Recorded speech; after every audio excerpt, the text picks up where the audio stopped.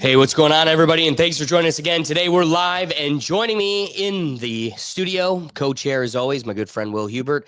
Running the keys is Dougie Fresh, and I want to welcome you back to the Rethink Tank Live, the only show where NBA scandals, global economic doom, and Midwest Hollywood all share the same spotlight. Tonight, we've got a lineup for the ages. First up, Kawhi Leonard, the man of few words, but apparently many trees. And that could be taken in many different ways. Could his eco-friendly hobby be planting the seeds for the NBA's biggest scandal yet?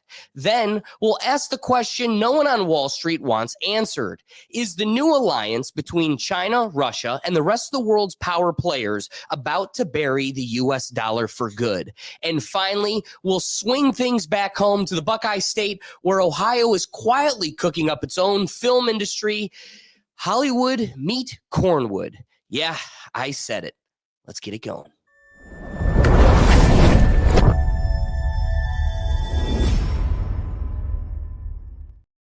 So to kind of set the stage for today's first topic, where Kawhi Leonard might be at the center of the NBA's biggest scandal, I'm going to flip it here to Evan Hand, who kind of does a good deep dive of how one podcaster and his little bit of curiosity may have uncovered one of the biggest NBA scandals of all time. The biggest NBA scandal of all time, maybe in all of sports. And this story is absolutely insane. And surprisingly, it all involves Kawhi Leonard and planting trees. Let me get into this. So first and foremost, this was all found out by Pablo Torre here, who has a podcast called Pablo Finds Out. So Pablo saw that a lot of NBA executives were very suspicious about how Steve Ballmer landed Kawhi Leonard on the Clippers. If you don't know who Steve Ballmer is, he's the former CEO of Microsoft. He owns the Clippers, and he has enough money to do whatever the fuck he wants. Now, apparently, the NBA actually looked into this free agency acquisition and was like, hey, we didn't find anything. He didn't do anything to sweeten the deal, so it's cool. But Pablo was like, nah, there's no way. So Pablo did a little more digging, and he found that Steve Ballmer is a huge investor, about $50 million worth, in this tree planting company called Aspire. Now, that company, Aspire, actually went bankrupt, so Pablo looked into their bankruptcy filings to see who they owed money to. And the list included the Clippers, the Red Sox, but also this other tiny little company called KL2 Aspire. Now, just look at this picture and let me ask you who you think the owner of KL2 Aspire is. Kawhi Leonard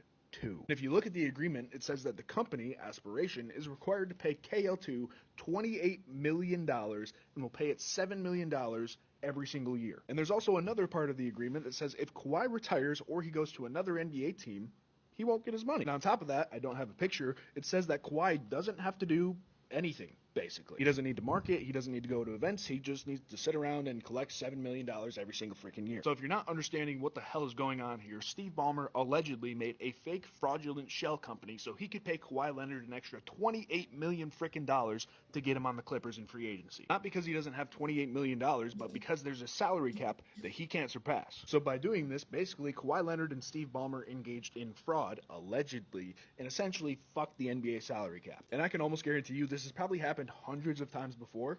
They're just the only ones that get caught. Boom.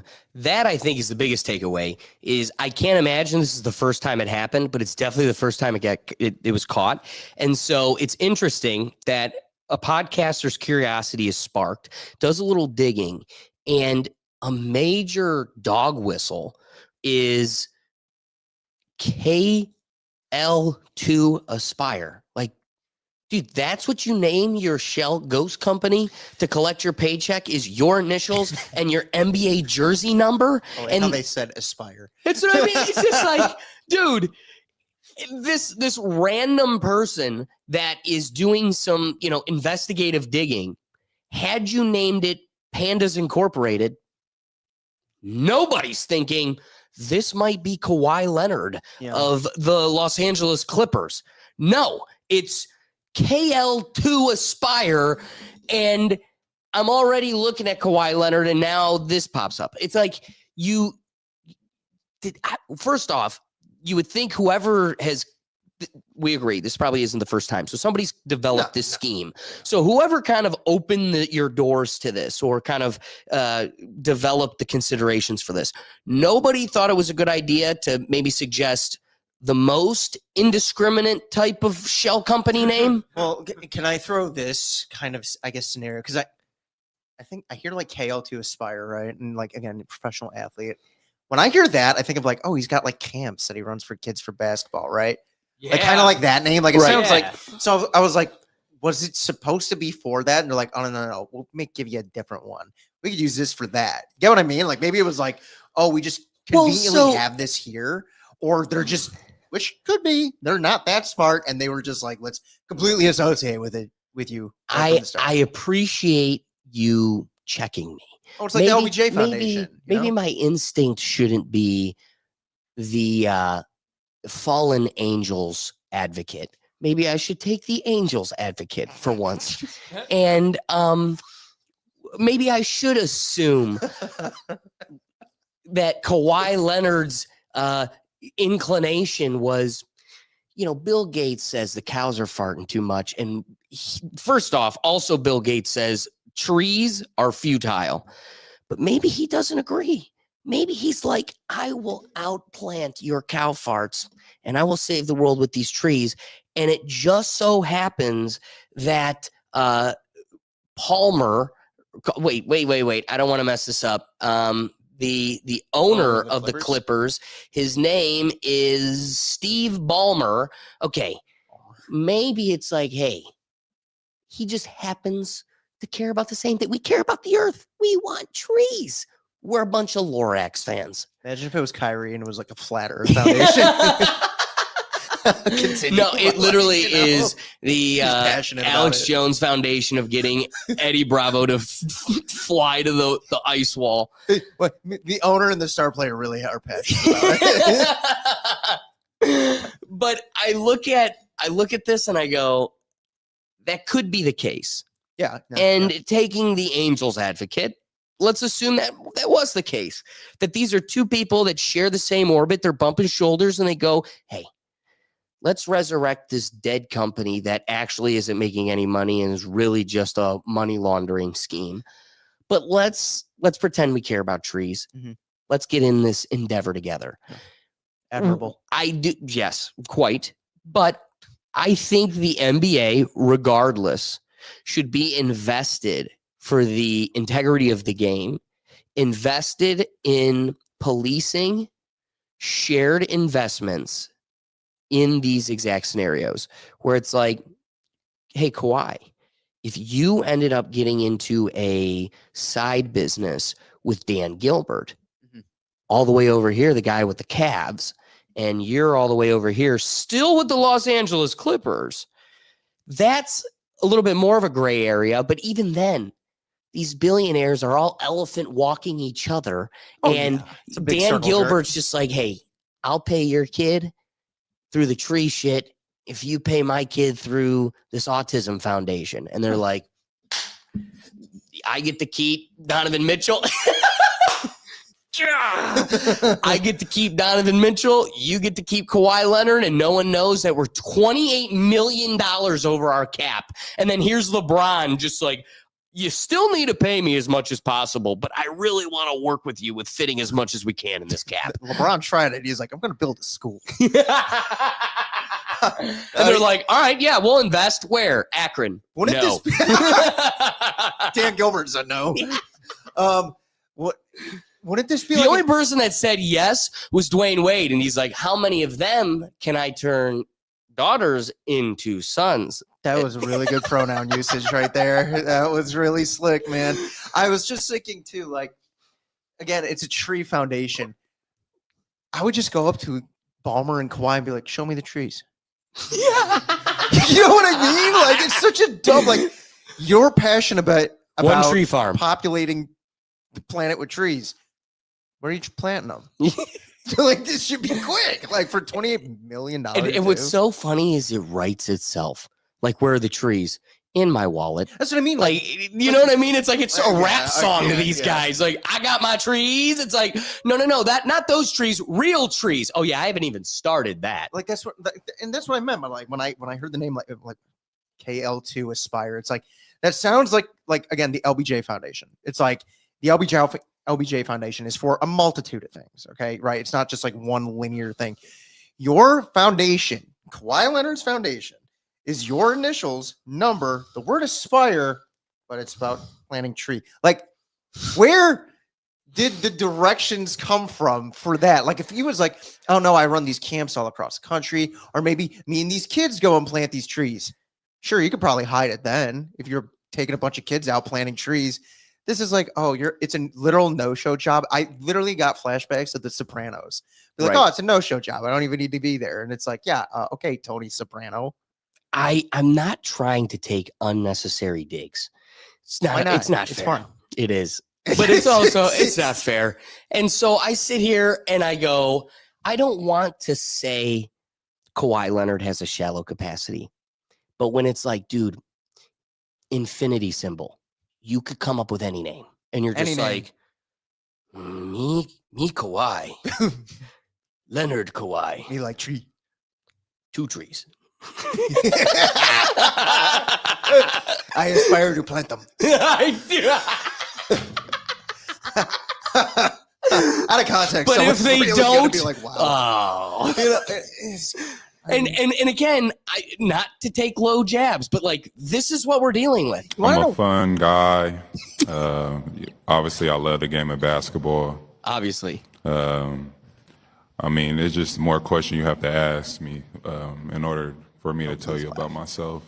I just can't give you a whole spiel. I don't even know where you're sitting at.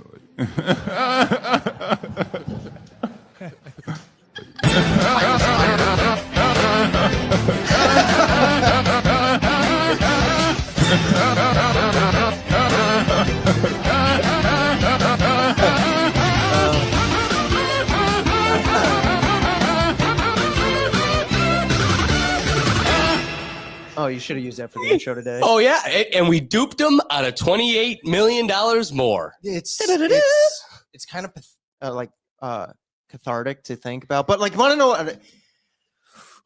I thought of this comparison earlier today when I saw the thing. Like Joe Biden's a Roomba, right? Kawhi Leonard's a Roomba that could dribble a ball. Yeah. at least 50-year career-long Joe Biden can go Alzheimer's. This is a 30-something that's like, I'm starting with Alzheimer's. Like, he's not smart enough to, like, if I would have looked at that bomber and been like, trees. Well, I got to be real with you, dude. I don't think there's many shell companies to cherry pick from. I think you really you work with the skeleton bones you deal with. You walk through a graveyard of companies. You're like, I guess we're Lorax fans for the. True, but like, then how is it so directly named in relation to you get him? to name your. You get what I company. mean? Like, that's the thing. And then I agree with you. Oh, like, his company, yes. Yeah. I think they pick trees because you need to have a cavern of like a bullshit company to then like make into your ipso facto. I'm really just taking $7 million a year and putting it over here. I was literally thinking of like the concept of like it's an actual business. Can I just say, what is the point of expanding the IRS by $1 trillion? If you're going to overlook this bullshit, you're telling me you're going to nitpick a single mother in the middle of Kentucky and be like, you did get $1,500 on a side job unclaimed, and now you owe us $5,000 and you're going to jail. They're going to get a tax return from this asshole for $28 million, knowing that we're well over the NBA cap, knowing that this is significant, like federal civil law, and they're just like, but we got our cut. It makes it even more sad that they didn't win anything. You know what I mean? Craziest part. Like if it was like all this cheating and it didn't even work. Do you know, like, I don't know. I wasn't paying too close attention to the video, but I'm thinking of like the podcaster that like figured this out.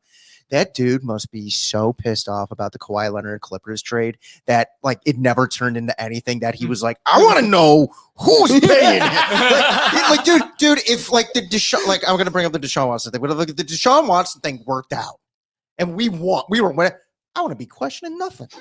I wouldn't give a damn. I wouldn't care. You know, like I wouldn't look into it. Now I'm looking into it all the time. I want to know who made these choices. Right. No other NBA person probably around the country gave a damn. They were probably like, they suck. Why do I care how he's getting paid? Not this Clipper fan. Nope. This podcaster was like, no. What is KL2 Aspire? Yeah. And why are trees involved here? I'm telling you, I would love to know more. I guarantee you he is a disgruntled Clipper fan. I think you're Like, right. he is not like the Toronto people. He is like, I hate Kawhi Leonard. There's something about him I do not like, and I hate that Steve Ballmer. Oh yeah. Because it's going off your point. It's like the IRS. It's like, how did that wouldn't, like, you know, no red flags, no nothing. No. This is some dedicated, pissed off hater of a fan that was like, I'm mad.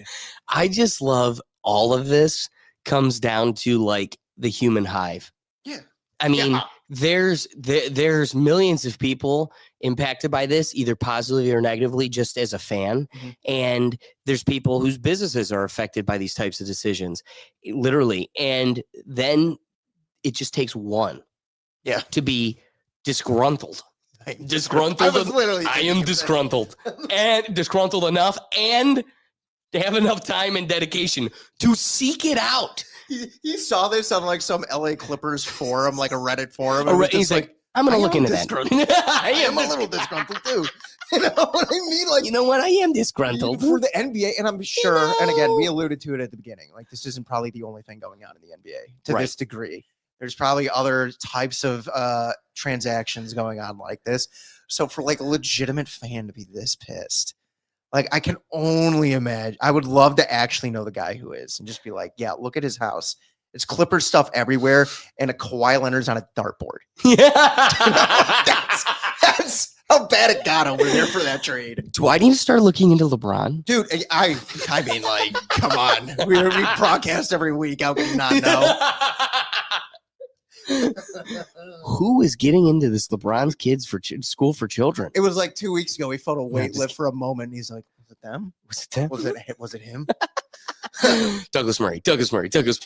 Hey, so Doug, you were going to jump in when we were talking about the IRS. What was your thoughts? Well, yeah, I was going to say, why do they care? Because they already got the money from that, like the tax money from that $28 million at some point. And really, it's the NBA that should care. Like the IRS, it's not they don't care if they go over the cap or they're getting paid a little extra. The NBA should be the ones really giving it. However, now that we have an entire like sports book system built around these things, here's the thing.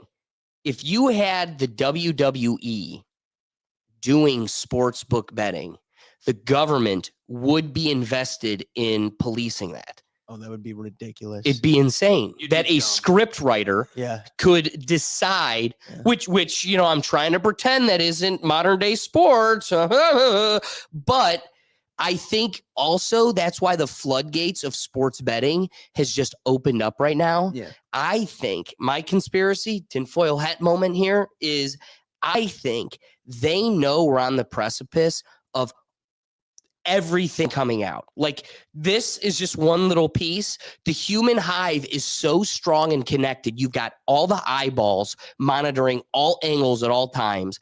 I think, and check out the Sunday football review that we're going to be doing this Sunday. Dude, there is one play from this Bears game where I want you to convince me this isn't fake. Was it in the first or second half? I honestly don't know. I just have the clip, and the clip alone, it's some guy in his living room like, explain this.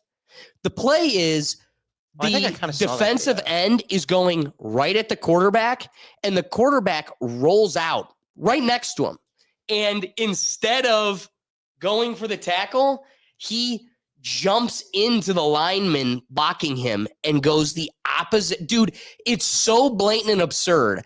I think there's so many eyes right now. Last year, we had tons of them. Football's getting really bad. NBA Super has Bowl too, always been doubted. There's all these The refereeing nuances. angle, yeah. So I think they know the end is nigh. We're going to have. Funny they enough, don't even baseball's call. still the only one with like it's seemingly integrity.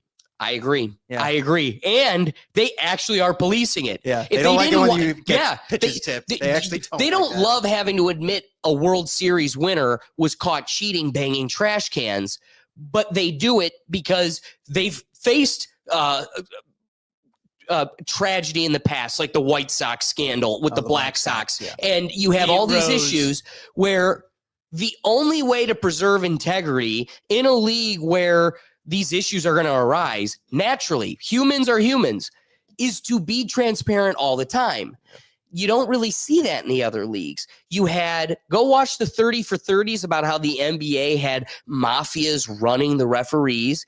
Those things haven't really subsided. The fact that we talk about this in murmurs behind closed doors, we need to be way more vocal about how we all know the NBA draft is totally rigged. Oh, it's crazy. All the owners go into a back room and they do a lottery pool for who gets the first pick. That's absurd. the fact Dallas got it. Yeah, This come on. most recent year after the Or when we Luka got trade. LeBron, Yeah. like there were, Oh yeah, And that then that video was Kyrie. so And crazy. then and then Kyrie. yeah.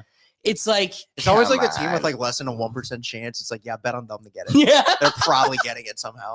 So I think At least the NFLs, I'll give them their draft benefit. Like it is like very there's easily laid out. Like, right. you know exactly how it's going to go.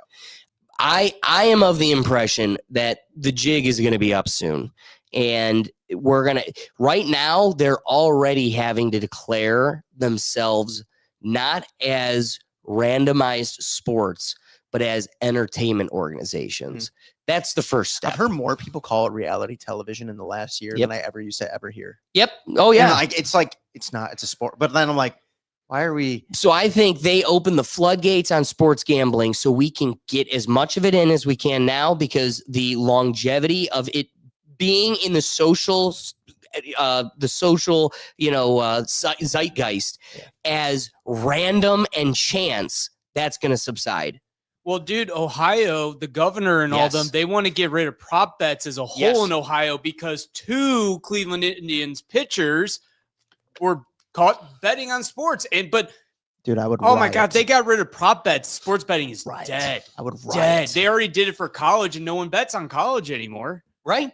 But again, can we agree? You got to do that in college. Yeah. You got NIL deals that can be made. I can stroke with a pen $5 million to you for no other reason than I want you to hold up my Arnold Palmer can. And really, it's because I wanted you to go down on the third drive. Yeah. And you did. Yeah. So you got it. Like the hand is forced because you can't put the toothpaste back in the tube. It's like kind of living with a society with guns. You're never going to take away all the guns, so let's figure out a way to live with them. This is that same way. Yeah. You're never going to take away the human element, so let's try to figure out ways to keep integrity while living with it. But I do think behind the veil, this is one big giant green wizard head. We're going to find out it's some big fat Andy Reid looking clown behind a drape making all the decisions for us. And it's all the Harlem Globetrotters, and we really shouldn't be betting it on it anymore. And then that fades away. So keeping us grounded in the NBA currently, dude, this is going to be the biggest scandal of the league. Like, it's one thing to have referees bought by the mafia and they're kind of drug addicts and they got these sketchy stories. This is a championship winning league all-star, one of, not the face, but one of the faces that make up the image of the league. Hey, multiple champion. Multiple Two. champ. Yeah, Yep. won like 2, I think. And it's crushing the integrity of a game that already is in question. Well, and especially the NBA is such a player-heavy league, more so than like the other major sports in America. So it's like you have these, like, it's literally player focused more so than coaches, the GMs, and the franchise. Especially because you only play 5 players at a time. You want to pay and get the best 5 you can. You can literally go. Well, I mean, look at the Cavs. You can literally go from being a really good team with LeBron to just a pretty whatever team. I understand we're good now, but like when he did leave the first time to Miami, we were not good. So it's like you have that league with that focus, with all this money on one player that's over the cap. Again, the humor out of all of this is just that the Clippers weren't good. Yeah. But it's the idea that it's like the Michigan scandal, the football scandal. It's like they weren't the only one probably doing that. They got caught though. Yes. You know, so I can't view Kawhi's thing as like a one-off incident. Now, I do agree this should be the biggest scandal. I agree it should be. How hard do you think the NBA is going to try to prevent this from being like consistently in the news? Dude, I mean, I'm is shocked it's not even in it currently. Well, I brought it up to you earlier when you brought up this idea of this topic. It's like, dude, they're so lucky this came out the first week of the NFL season. Yeah. Yeah. Like it is, they picked the best, and I'm sure they didn't pick. I'm just maybe Right, circumstance or whatever. The cards fell as they did perfectly for them. You know, because it's like I haven't seen this. I haven't seen this on Twitter, and it's like for what should be the biggest scandal in NBA history, not even hearing about it. Yeah. Not even hearing about it. And by the time we might revisit it, not us, we're talking about it, but like just like the cultural zeitgeist revisit it is when NBA is starting to ramp up again, and they're just going to be talking about how hyped they are for the NBA season because Kawhi isn't playing. Like if Kawhi was like a Donovan Mitchell, let's just go back to the Cavs. Say like Donovan Mitchell has been great these last few years in Cleveland, really trying to push for an NBA championship. It would definitely be talked about more. Kawhi's been irrelevant as a player for the last few years. Right. And it, like you said, the cards fell at this moment. It couldn't have happened better for the NBA. That's a great point. Like true. Now, Doug was kind of getting excited about it because it is true. There's this interesting dynamic where a young woman, it wasn't the pew-pews and it wasn't the evil YTs. So a innocent girl goes on a train and literally one of the sickest moments in society happens in front of everyone's face. And everybody, including the president and the entire dialogue for those that are having it and not those that are sick and throwing their head in the sand, the whole dialogue is, this is the media's fault. Like there's no one else to blame. Oh yeah. This is going completely unreported. Here's a little girl who in the background of her picture in her bedroom has a giant BLM poster. And it's like, man, do you got regrets now? Seriously? Mm-hmm. Yeah. The tragedy doesn't shy away from irony.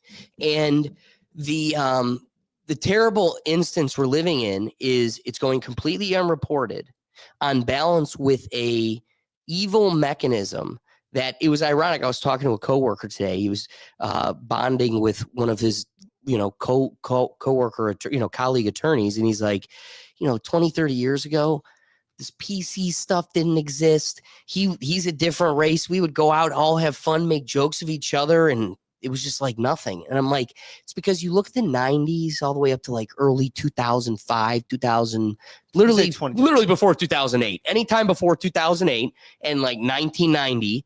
I would go a little further. I'd say 2012.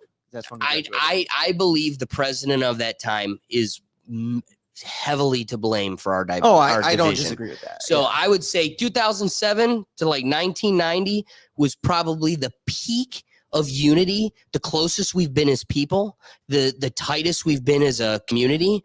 And because of that, if red and blue are looking at each other going, I like you, you like me, shit, the shared enemy we have is the government, then the government really gets held accountable for the blame that they deserve. So they had to retrain that hate back into us. And they've done a miraculous job in just a decade and a half. Yep. And they were able to do that using media and propaganda. What's bringing it full circle, why I even brought that up, is in the same ecosphere right now as that's going on, this is going totally unreported as well. I love your point where it's like, hey, maybe the NBA will have to do something and it'll catch attention, but there's a good likelihood that because the NFL is going on, it's just going to kind of fade into the background. While there is this misdirect of attention all the way to nothing, like look at what the president's, he's yelling at a reporter, but we're never going to focus on this situation I brought up and the Kawhi situation. And that misdirect, showing who is truly to blame here. I only say that because you look at the Kawhi instance and this moment right now, totally unreported. But if you go into it, shit is happening as we speak. I agree. And just yesterday, the NBA, it was reported in murmurs and secrets behind closed doors. Like, you got to look for it.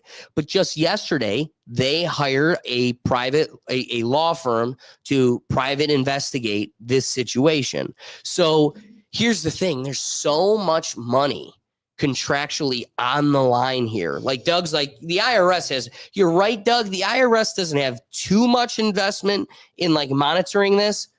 However, contract law is requiring the NBA to be heavily invested in this. And they may do everything in their power to shade how invested they have to be in it. But no, they just recently put in a private investigator. If they find anything, which it seems the trail's pretty clear. I mean, just look for the trees. Yeah. I don't mean to, I know that sounds funny, but it's Will has more trees behind him in this fake studio than Kawhi has trees. I don't mean to make a joke of it, but it's like that's what it's supposed to be. Yeah. No, Will, that's legit my thought. If he can just show trees that he planted, whole thing's over. That literally, if he could just show that he planted. Hold up. Time out. I will not be satisfied with 1 tree, 2 tree, 3 tree, 4 trees. I want to ask Doug, what does $28 million in trees look like? He should have a freaking apple tree orchard by now. But there better be a field of trees. Like, if there's a field of trees, like football field length, okay, acceptable to an extent. I agree. Should be more. I have a bridge in London for you if I can sell you a field of trees for $28 million. How many trees I want to see? I need Africa to look like that. That's how many trees I need to see Kawhi playing, man. That's how many trees. I'll be satisfied. If he shows me that, I'll be like, he's off the hook. He's off the hook. He's off the hook. There's $28 million in trees. Shame on you, private investigator, for getting him in trouble. This man's planting trees. Exactly. Like that's where I would take it. But like, no, I agree to your point, and I'm like very positive. Not even before you said that. Like I was like, oh no, I know they're looking into this. It's just crazy that it's like this should be the biggest scandal. Yeah, and it should be like a known thing, and it's like. I could guarantee you I could go up to a lot of people I know and they'd have no idea this is going on. I didn't know about this. A lot of people that watch that are basketball fans that don't know about it. That don't know about it. That's like the crazy thing.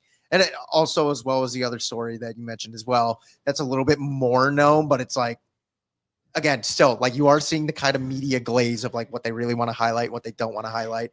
And it couldn't have been a better time for them with the NFL. And so again, quick plug for the Sunday Football Review. When you're looking for integrity in your dialogue and you want to listen to some sports talk, just remember your homeboy Pat McAfee has not touched this.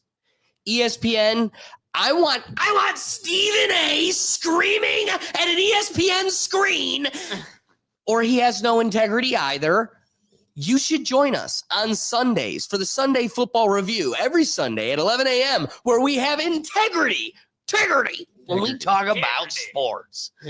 So getting into our wrapping thoughts here, I leave it with this. There is a proactive investigation, as we acknowledge. Only time will tell. I believe this is too huge to go unnoticed. One podcaster alone is going to be so thrilled when something happens. That cat will make sure we all know. Oh, yeah. I'm telling you, some Clippers fan out there is like, thank God they're talking about it. Thank God someone They listens. don't even know my name, but what they do know is Kawhi is not a Lorax. Dude, they probably didn't even want to say his podcast name because it probably is something Nope. ridiculous. That's so true. Something totally Probably profane. like clip these farts and it's about like bad clips from the Clippers or something like that. And he just trashes Kawhi the whole time. I'm telling you, it's some kid that was like super pissed. Some diehard Clipper fan hates the Lakers. He's like, no, we're so much better than the Lakers. Thought Kawhi Leonard was going to be a savior and he was like, this guy sucks. He doesn't even play. I'm telling you, that's what happened. And I bet we overpaid him. Oh my God, we did. That's what I'm saying. You know what? I like your Deshaun theory. Watson, Cleveland Browns fan, I understand that type of like vengeance. you Yes. need. Vengeance. Yeah, like it's. But for me, I don't really have any more rapping thoughts. But I do want to give a hot take. I doubt he sees prison. I doubt he actually. Why would goes he to jail. see prison? Because this would be well, a it'd be like crime. wire fraud, all Yes. those things, like contract law, like breaking contract. But I doubt. I'm sure, if anything, they're going to give him a heavy. Oh, it'll be fine. It'll be a like a fine heavy of fine. $29 million. It'll be that's funny. Or at most, he goes to the white collar prison where he gets to play tennis and golf all day. You know, And he'll be bad at both of those, just wishing they had a basketball Dude, hoop. you just see him freaking snap hook a drive. And he'll look at the Me camera hanging and be out with like, my white friends. It's like I'm practicing my white money laugh. And it's like he's a weirdo. No, I don't see him like I see him getting a heavy fine, and then they're gonna do like the Jim Harbaugh thing where they're gonna be like, oh, you can't coach in college football for 10 years. And it's like he doesn't care. He can't play in the NBA again. He isn't playing now. Yeah. He doesn't care. But like, watch. That's what it'd be. You'd be like, he's banned from the NBA. It's like, I think he hates the NBA. He's right. And I think he's been trying to retire for a fat minute It's now. literally a no-show job. Right. He doesn't want to do this. And the key is, I think you nailed it. You're not going to see much punitive damages beyond. I think they will have to take the fine just far enough for it to affect him. It's I see it. It's 29 million, and they chop all the trees down in Africa. 29 million, and The compensation, they could keep the the compensation trees. for Africa is like, all right, fine, we'll enlarge the map. no, they keep the trees and they're all burned. They're all cooked. Jesus. Oh, we'll enlarge you on the map. That's right. That's right. Doug, do you have any rapid thoughts for us? I do just love that Will brought up Deshaun there at the end, dude. We were the first NFL team to do a fully guaranteed contract like Oh, that. God. So I do hate that Cleveland is there. Thank God we're not, LA Clippers at least, because like I wouldn't want the Cavs to be caught up in something like that, because when Right. it does eventually come out, it's not going to look good for anyone involved. I'd be in shocked that. if Dan Gilbert got involved in Oh, something no. like this. I'll be, well, look at our roster. Yeah. Our roster shows, boy, we're squeezing the like- juice for everything it can. We are keeping it within that cap. And that is the beautiful thing to walk away with as a fan is like, listen, dude, we don't win, but we're just a ragtag group of kids that make it really freaking hard for you. And we play by the rules. So It's welcome to funny, Cleveland. Gilbert being from like Detroit, he feels like such a Clevelander. Like I just couldn't see. Funny enough, I couldn't even really see LeBron doing this. Yeah, It's like no. LeBron doesn't need that extra money. He gets so much money from But other see, avenues. I agree with you. He just and gets I it want to from hope other that. avenues. But that guy is so tunnel visioned on the root of all evil. Like he just needs as much as he can of the root of all evil. Just I need as much of it. And to each his own, that's his prerogative. But I could see him doing it only because he's always been the front runner in I can't do it alone, so I got to build my own all-star team. And that's hard to afford, baby. Oh man, I wish this all happened like during the Warriors Cavs rivalry when they got Durant, and we found out that And they just did it. found out that the whole Golden State team. Yeah, was you know what I mean. It's like that like that's the thing that, like that makes a lot more sense than the Clippers roster we're talking that's about. what I mean. It's like I don't mean to like continue this conversation, but it's like I'm just thinking the Clippers thing. It's like they didn't win anything. Yeah. They won nothing out of this, and now they're screwed. Like it just makes no sense. Like I don't get it. If like we found out like the Chiefs did something like this, and we're like, well, shit, they got 3 Super Bowls. I wouldn't care. The Astros still talk like they won that World Series. We did it. We banged the drum while I we did do it. think the Chiefs have more players on their roster than are shown. They have at least 5 more on the field at every given time. They're wearing black and white I was like, you're like a killing couple it of with zebras, but you're killing it with the subtle jabs tonight. Yeah. Like, you're just freaking on a roll, dude. That took me for a second. I was like, what is he? Oh my god! Like, and it's genius. It's genius. All right. all right. Getting back to less discreet, far from subtle powers.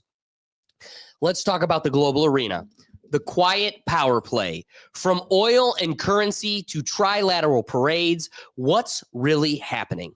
In recent days, a clearly choreographed series of global signals have unfolded.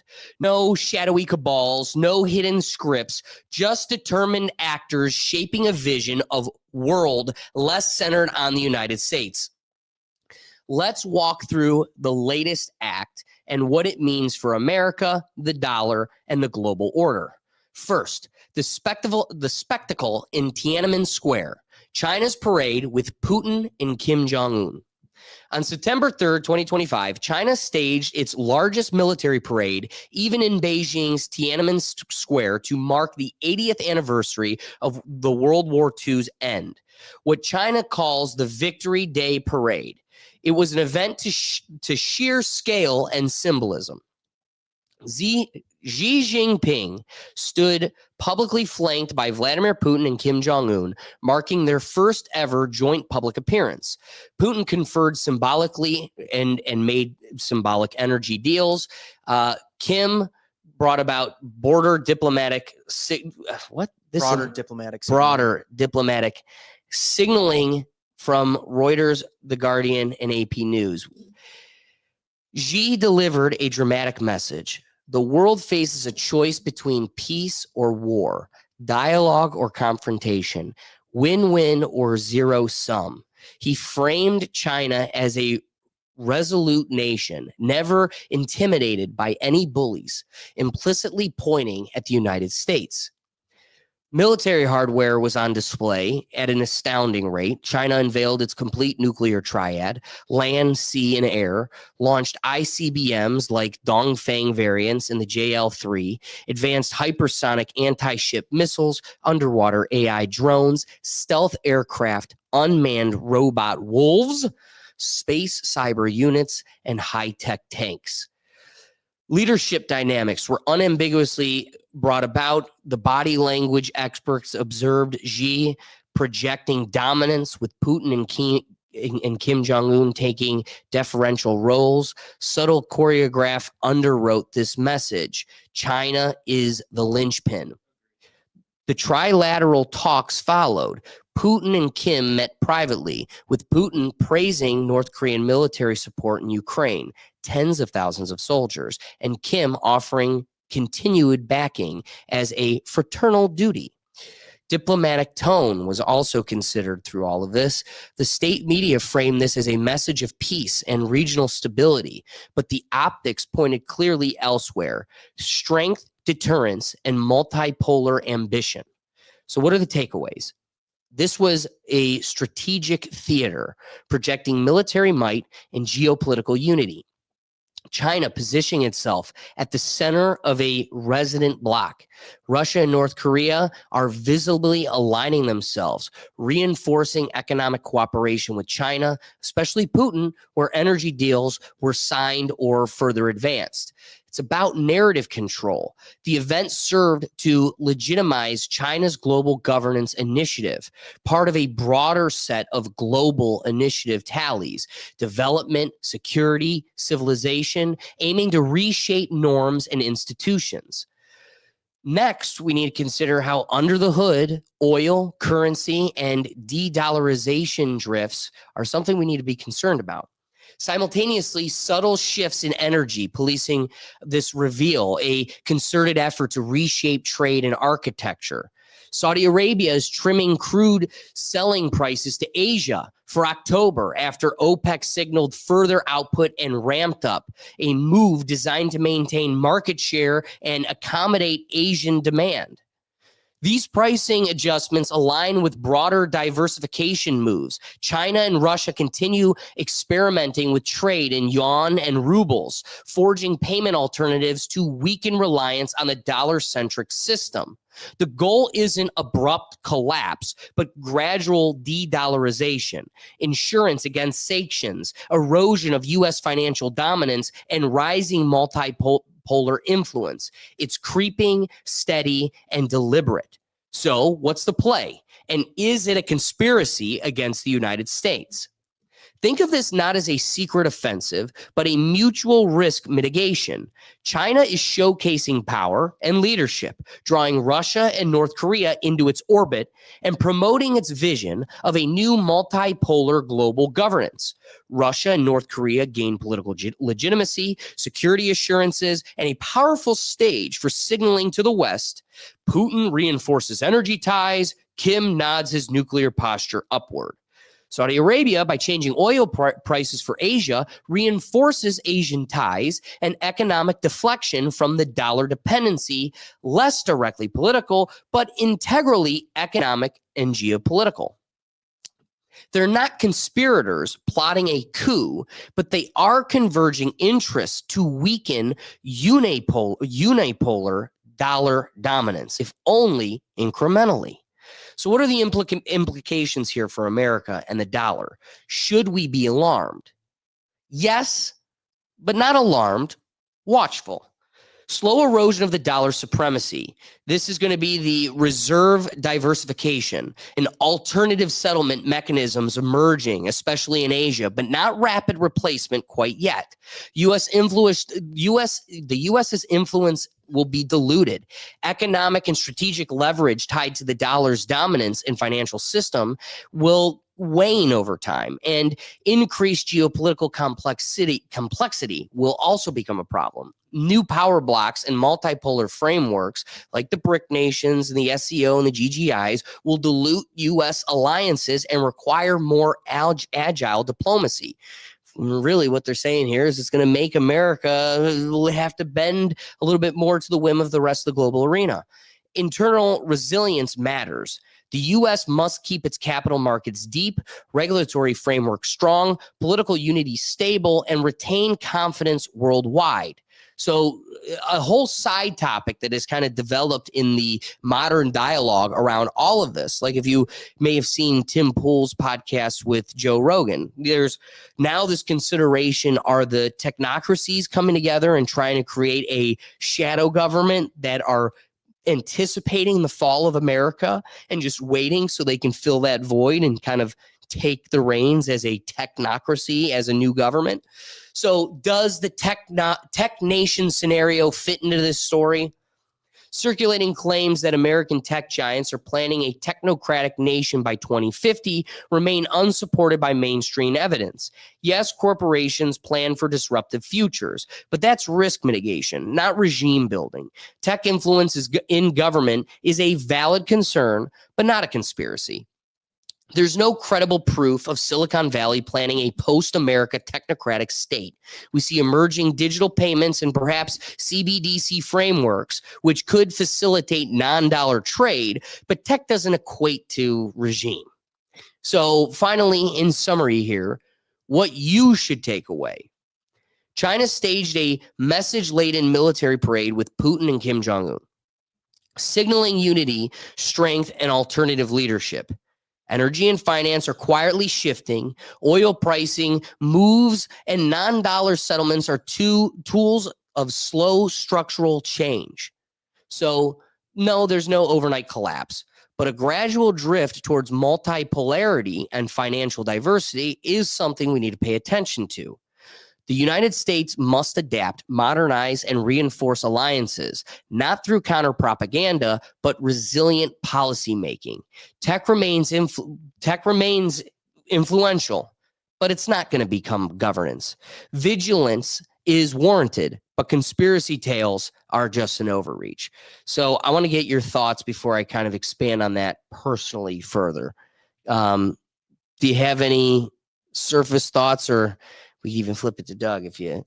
Give it to Doug first. Doug, you seem pretty interested when it got to the kind of the difference in the totem pole between the nations involved? Well, as a whole, like the whole BRICS thing, has been them trying to get together and get us off the dollar. So not really surprised by all this talk with them, but the Gergat's whole thing is, at one point he mentioned it's like China was clearly dominant. It's like, well, yeah, Russia has wasted so much money, resource, manpower on the war in Ukraine. They've had to take stuff from North Korea. It's not like North Korea has that much to really give and help with anyways. So it's like clearly China is the power, and China's also, as far as I think publicly, hasn't gotten really involved in the war in Ukraine. They're thinking about economically just staying out of that, but they're still keeping all the power. Yeah. So, I mean, I'd be more worried about what China does overall. I don't think China would independently, single-handedly make the decision to move from the dollar when they're also so much intertwined with us. I could see Russia, North Korea wanting to move off the dollar because they're not really intertwined with our business, our economy, our trade. China is, so I find China moving from the dollar hard, but China's definitely the dominant force in that relationship. Fair. Can I throw just some wild conspiracy? It's kind of going off this, but it's like, because I agree with Doug's points. Like I've always kind of thought China is the totem pole reign leader over there, but it's like, the euro failed, right? The euro was supposed to be what overtook the dollar, and it never really has done that. And they said it was going to happen immediately. And again, in your presentation, like this is gradual. Like this isn't going to be like an immediate thing. I'm curious at what level of communication the United States and China are having in regards to this, because I mean, I think we all kind of are aware that the United States and the China are the two key players in all of this. Like they pretty much always will be. Whenever it comes to the United Nations, like it's the United States. Like that's really what's brought up out. And whenever it talks about the countries like in Eastern Europe and, like China and Asia, it's like, well, no, it's China. And then, well, Russia's over there. North Korea. I find it funny that North Korea is just like there, like just in general. Like I think we all kind of be like, right, kind of the odd man out, clearly differential, but it's like, another one of those kind of things. But it's like, I wonder to what degree, and I'm not saying the main leaders like Xi Jinping and Trump. I'm talking like just the countries in general, your shadow government people are actually having communication with like China about like potential gradual change over the next 30 to 40, 50 years when it comes to the dollar currency. Well, I think countries like Saudi Arabia meet with Donald Trump, and they just hedge their bets. They meet with Donald Trump, and they're like, we'll do whatever. Saudi Arabia is also OPEC, and we all know they're like their own little exactly. cartel. So it's like, of course, they wouldn't be worried about switching. That's what I'm saying. They're going to go wherever the money. They go. They glaze us, and then they go over there and they glaze them, and they're like, hey, whoever comes out on top, I was always your homie. Yeah. And I think the other element that's important to consider here is, like you brought up the euro. Really, the American dollar took down the euro, but then as the euro is weakening, then other political actors across the EU push for Brexit, and that just kind of topples in the power of the euro. But then who's the real clown when a single euro is more valuable than a single dollar, simply because we have pretty much diminished the authority and strength of the dollar when we switched from the gold standard, and the Fed now can just print money as they see fit. And we have France to thank for that when they go, hey, we're going to call your bluff. We want the gold. This is supposed to be a note tied to gold. We want our gold back. And they're like, no. And we're switching to printing money now. And it's like, yeah, that didn't help. And now you're shocked that it's slowly diminishing from that point. I guess the counter to it, because I agree with you, but like I guess my counter to it is when I hear like about like the yuan and the ruble, and it's like, okay, I don't see the yuan or the ruble. Isn't it yen or whatever? Yeah, whatever. We ain't using it either. That's kind of like the thing, but it's like I kind of like laugh because it does go to your point though. Like one ruble is probably more valuable than like a single dollar because of like what you mentioned about like the euro. It's just the issue is like, yeah, I don't see it though, at least soon. And again, this is all gradual. Like they were talking about 2050. I'm talking about 2025. Like I'm talking currently.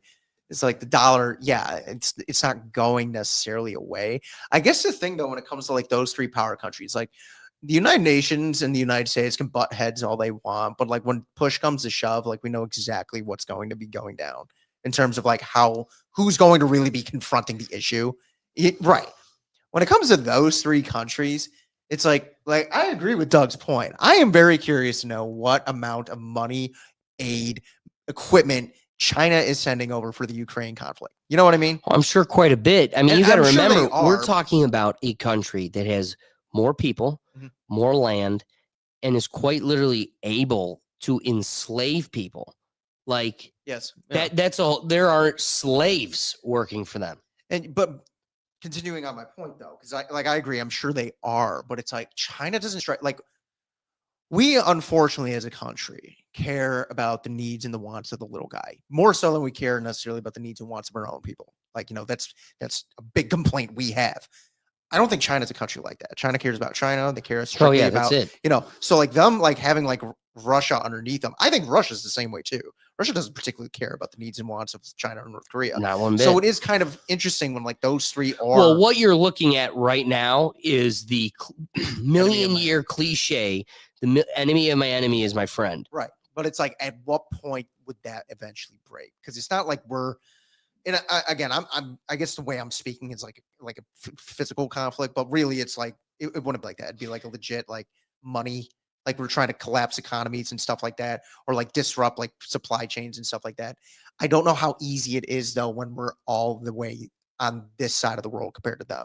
You get what I mean? Like geographically, I think if we were closer, like if they were Europe, like literal Europe, like where the UN is, I'm sure it'd be a little bit more testy like now, as opposed to like say like down the line when it's 2050. It's like right now, I'm sure they're making points and issues and policies for like 10, 15, 20 years down the future, because like they kind of have to, because it wouldn't be like an immediate thing.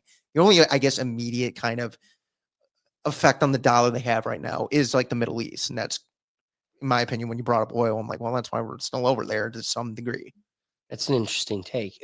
Doug was itching to jump in. Doug, what were you? Well, no, like China, we don't know if they gave military aid to Ukraine. Like Right. they've done a good job hiding that. But the power they do have, and we know they have, is they are still trading with Russia and North Korea, despite all Just the trade alone tariffs is- and embargoes and all that. So that already, like, they're giving them everything they need because they can't get it anywhere else. And so that alone, like, while they may not have given, I have to believe they probably did, but did a good job hiding it probably. Sneaky. Yeah, they are sneaky. I lost my train of thought. That's But all right. I China's didn't mean to definitely say like, that. that's why like Alex is like, well, we don't know what they did in China, blah, blah, blah. Like China is definitely the power. And that's why I don't think China necessarily needs to worry about toppling the dollar, because it helps them like circumventing our stuff to trade with Russia and get all the money they need. And then they just turn around, put it into their economy and then turn it into dollars anyways, like what do they care? They're coming out as a bandit in all this. Well, I think what you have going on is exactly as I kind of alluded to. The enemy of my enemy is my friend. You have three Kim Jong-un. I'm really overinflating or overvaluing here, but I think you've got three at best second placers in the global arena that really just don't like who's wearing the crown. And they're kind of like, well, instead of having a first place, why don't we have multipolarism, which is just, let's have all of us be first place. Let's get rid of first and we'll all be first place. And Saudi Arabia is like, I'll jump in on that. And India's like, I'll jump in on that. And all the African countries that have now been bought by China, they're like, I don't think we have a choice. I think we're in on that. I mean, they got to be. They got all these new trees. So you look at what they had. I just feel like this is you've had the strongest or biggest kid at the playground, and the rest of the playground, it's been this way for way too long. Yeah. Long enough for the it's like the freaking Animal Farm. Now the rest of the farm's talking and they're like, we just need to get rid of old Lassie. What's the Animal Farm name, Doug? What's the main pig? Just got to get rid of that pig. Uh, And then we Hamlet. We just gotta get rid of Hamlet, and then we could all be. It's Charlotte. We just gotta get rid of Charlotte and her damn web. bastard. Get rid of Charlotte and that damn web, and then we all can be The interesting thing, because I agree with you, like that truly is Napoleon. like We just gotta take out Napoleon. I think that was the pig's name. I think you're right. Yeah, it is like the playground analogy was a good one. It's like, yeah, that's kind of what it's kind of always felt like. I would say for the majority of our life. The interesting thing though is I just think of the United Nations is just like the interesting part of it, because it's like, what are you gonna do? Nothing. They're gonna That's look. what I They're gonna look to us and mean. be like, "You're not gonna take care of this." Well, real quick, man. The UN can't do shit. The only part of them that actually has authority is the Security Council. And guess what? Who has 2 seats on there along with us? Russia and China. Can tell me, Doug, in that frame did not look like the History Channel Ancient Aliens, where the guy's like hairs up, and he's just like, "It's the aliens, bro. They can't do shit." I thought you were gonna say Ice Cube from War of the Worlds. Also, yes. Let me throw a scenario at you. I think this is a completely hypothetical. This wouldn't happen. I just want to throw out the hypothetical. Because we understand how the United Nations would handle it, and we understand how the they've just been riding our coattail, right? Do you think,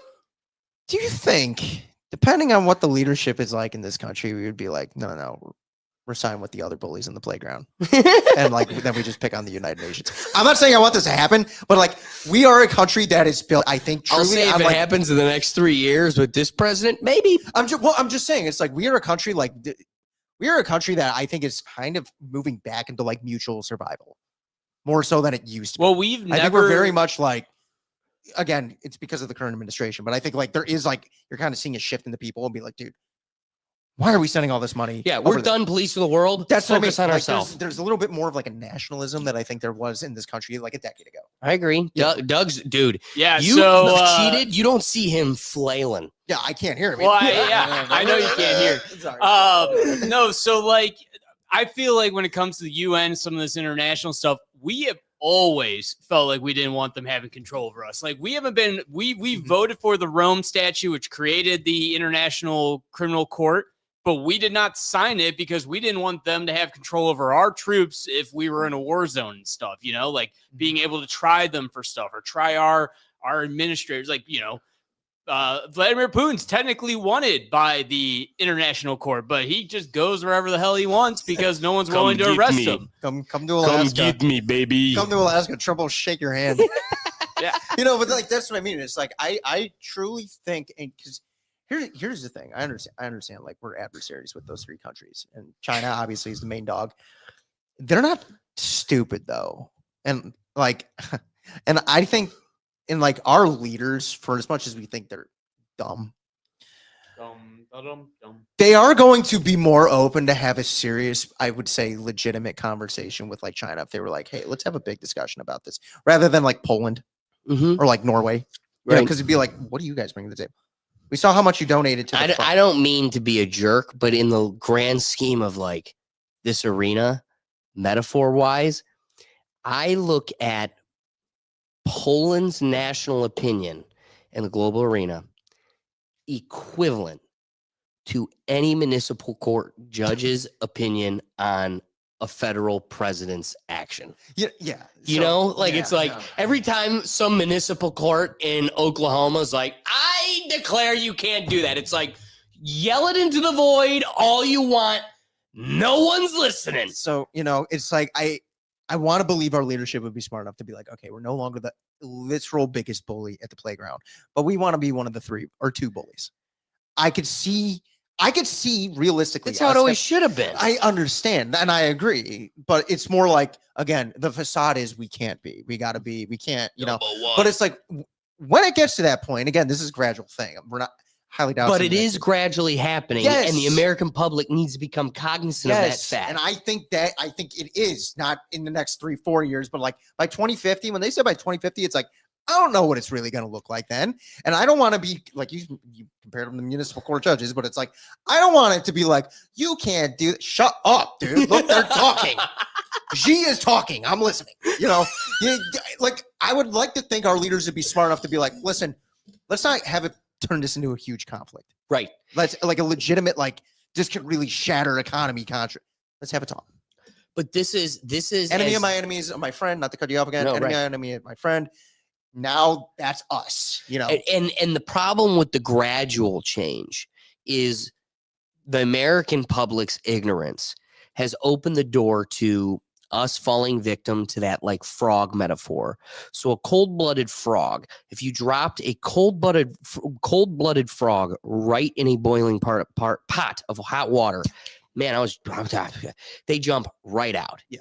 But if you put them in a cold pot of water and heat it up and it's slow, a cold-blooded frog literally cannot feel its change to the point where it's now boiling to death and doesn't even realize it before it's too late and it's already dead. That's terrifying. That's what I feel we're in. Yes. Where it's I like agree. I agree. it's slowly getting hotter and everybody's like, hey, don't worry about it. Keep buying things on Temu. TikTok is grand. And you're like, no big deal.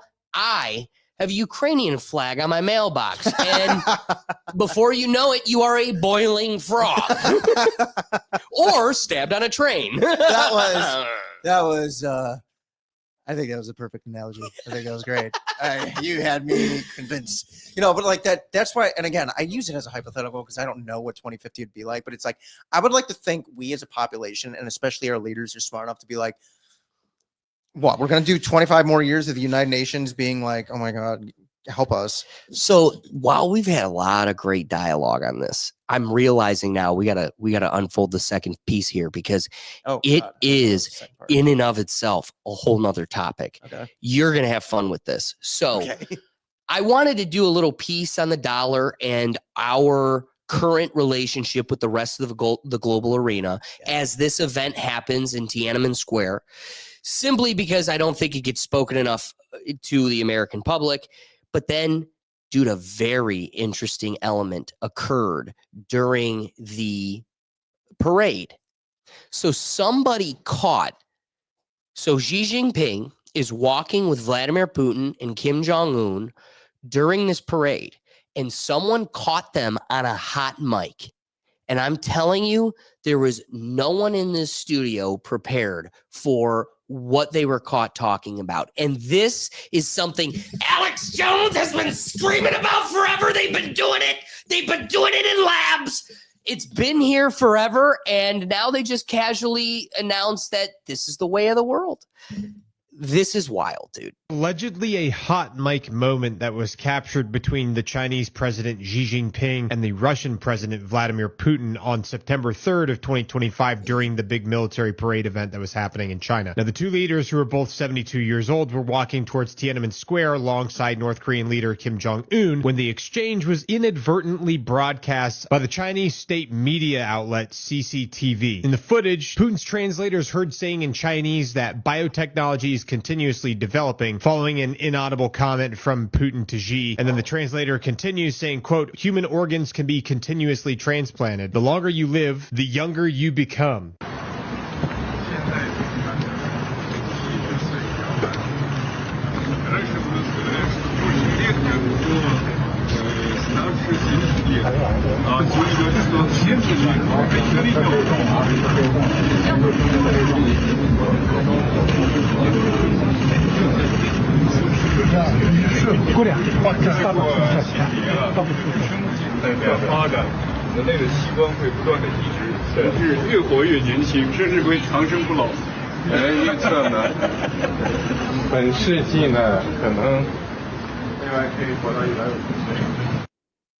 So, of course, as you know, the surface level declaration, as they were out here parading, AI missiles and robot wolves and whatever else. But nobody wants to talk about the hot mics passing moment where they're like, hey, the human organ farm is out here popping, and you could be 70 years old and younger than a whippersnapper if you just let us put some of our pig genetic organs in your body that we just farm for fun. And Alex Jones has been screaming it from day one. Doug, what do you got for me? I mean, if that was true, like, we wouldn't constantly be hearing crap about Kim Jong-un being sick and like not being well and his sister He taking looked over fine stuff. to me. Yeah, but if you look back, he's almost like constantly there's like his sister is slowly taking over the government and Dude, a she's lot gone. of the duties. Doug, His sister's gone. He took care of that. Doug, he shot an 18. I don't want to hear it. No, that was his dad. Oh, sorry. Yeah, that was His his dad. dad. He knows. I'm not even gonna touch that thing because I actually can't beat my dad's record, and I'm not tying It's it like either. Joe Biden being like, my handicap's a +7. Trump, it's not. I'll play you. Let's do this. I mean, like, it's God. This is a weird. Yeah, It's this is a weird. Like, it's Dude, just- what's insane is I don't like the turning the frogs gay man screaming in the microphone continuously being right. that being said, though, you should go as him. This is completely off the topic, but like, you should go as him for Halloween because when you start screaming, your head just goes right as red. As Oh my God! Like, Yes, immediately. Will. Like, it Thank is you. rather impressive. I'm good at playing the part, guys. I know my roles. Like when you do it, like you really you channel that, Alex. Like literally. Alex- Xi Jinping is growing organs over there. Alex That's is pretty Alex. Alex. Looks like a pimple. Yeah. It's so red. All So right, go ahead, let Doug. me just kind of, Doug, I want to start with you. Yeah. What is your opinion of the morality of a government financed system of growing human organs? I mean, this is the future. Would you also follow up? Would you take one? growing human organs? Like they're growing organs? Yeah, they're in the growing lab? organs. yeah. They're artificial organs. Why would I care about that? As if I get some that I need, cool. All for Would it. you put one in you? Absolutely. Don't lie. Dude, I've watched enough sci-fi Star Trek, man. Like creating either artificial or being able to create something to implant is the future of medicine that we should all aim for. Like Wait, so did if you someone pay- has like kidney dialysis, let's grow them a new kidney and put it in, you know? Let's Like grow it, baby. All we got to do is steal a couple stem cells, but who cares? Wait, just go to Detroit. We're mining them all Is day. this what the I don't want to say what they actually are, but is this what those farms are for in China? Yeah. I don't want to say their name. I don't want to get you in trouble. That'd be scary. That'd be that's scary. where my head went. But then I'm like, well, if all they right, modern had technology. the they could- farms of the enslaved people they don't like, yeah, it'd be a problem if it came from that. That's where my mind went. Now, but I was like, the only reason you know. this little hot mic moment stood out to me more than anything is because quite literally a decade ago, Alex Jones is screaming, they are growing organs. Like, you don't realize how far the science is. And for him to be like, you be like young child, little baby. The farm is going great. And you're just like, dude, you want to know how this is going to come off really bad, but like in context, I hope people understand where I'm coming from. Why is CCTV so awesome with their hot mics and our country is hot garbage? Wait, that is government funded propaganda TV. Yes. Like, it's not like NBC was like, ooh, we got a hot moment. Yeah. It's like, this is the government's cable. Yeah, and they were like, it's fine. No Like, one's paying it's fine. attention. No. They're all a bunch of drone zombies. You know, and the Americans aren't watching. And one American that knows Chinese was like, he say what? And then over here, it's like, ooh, Kamala Harris swore. Yeah. It's just like, what are we doing? Like, Grab her by the what in a bus? Say what? funny enough, that guy's career went nowhere after that. Yeah, talking about. Or he was a psyop and he played his role and went, now he's on an island Now somewhere. he's 6 years old with a. I'm not going to finish that. I'm not gonna finish that. You get it. I just love the comment. Hold on, I want to see if we could get it where he's just like, yeah, it's not even worth it. He's just like, it makes you young, like little boy. And you're like, what, dude? Yeah. Well, I mean, that's what they. All right. Okay. We're going way off the deep end. So It is weird. the drain we're circling in this part of the topic is how do you, like, when I'm forced to confront the question, like, how do you feel about this practice? Bad. Because there was a really cool, so I one of my degrees from college was philosophy, and to get extra credit I had to go to some seminar, and the gentleman presenting at this seminar was discussing the morality of body farms.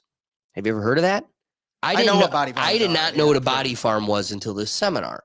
So body farms. Wait, real quick, is it like that the Island movie where like the rich get cloned and pretty much have like their organs standing by to be harvested as needed? No.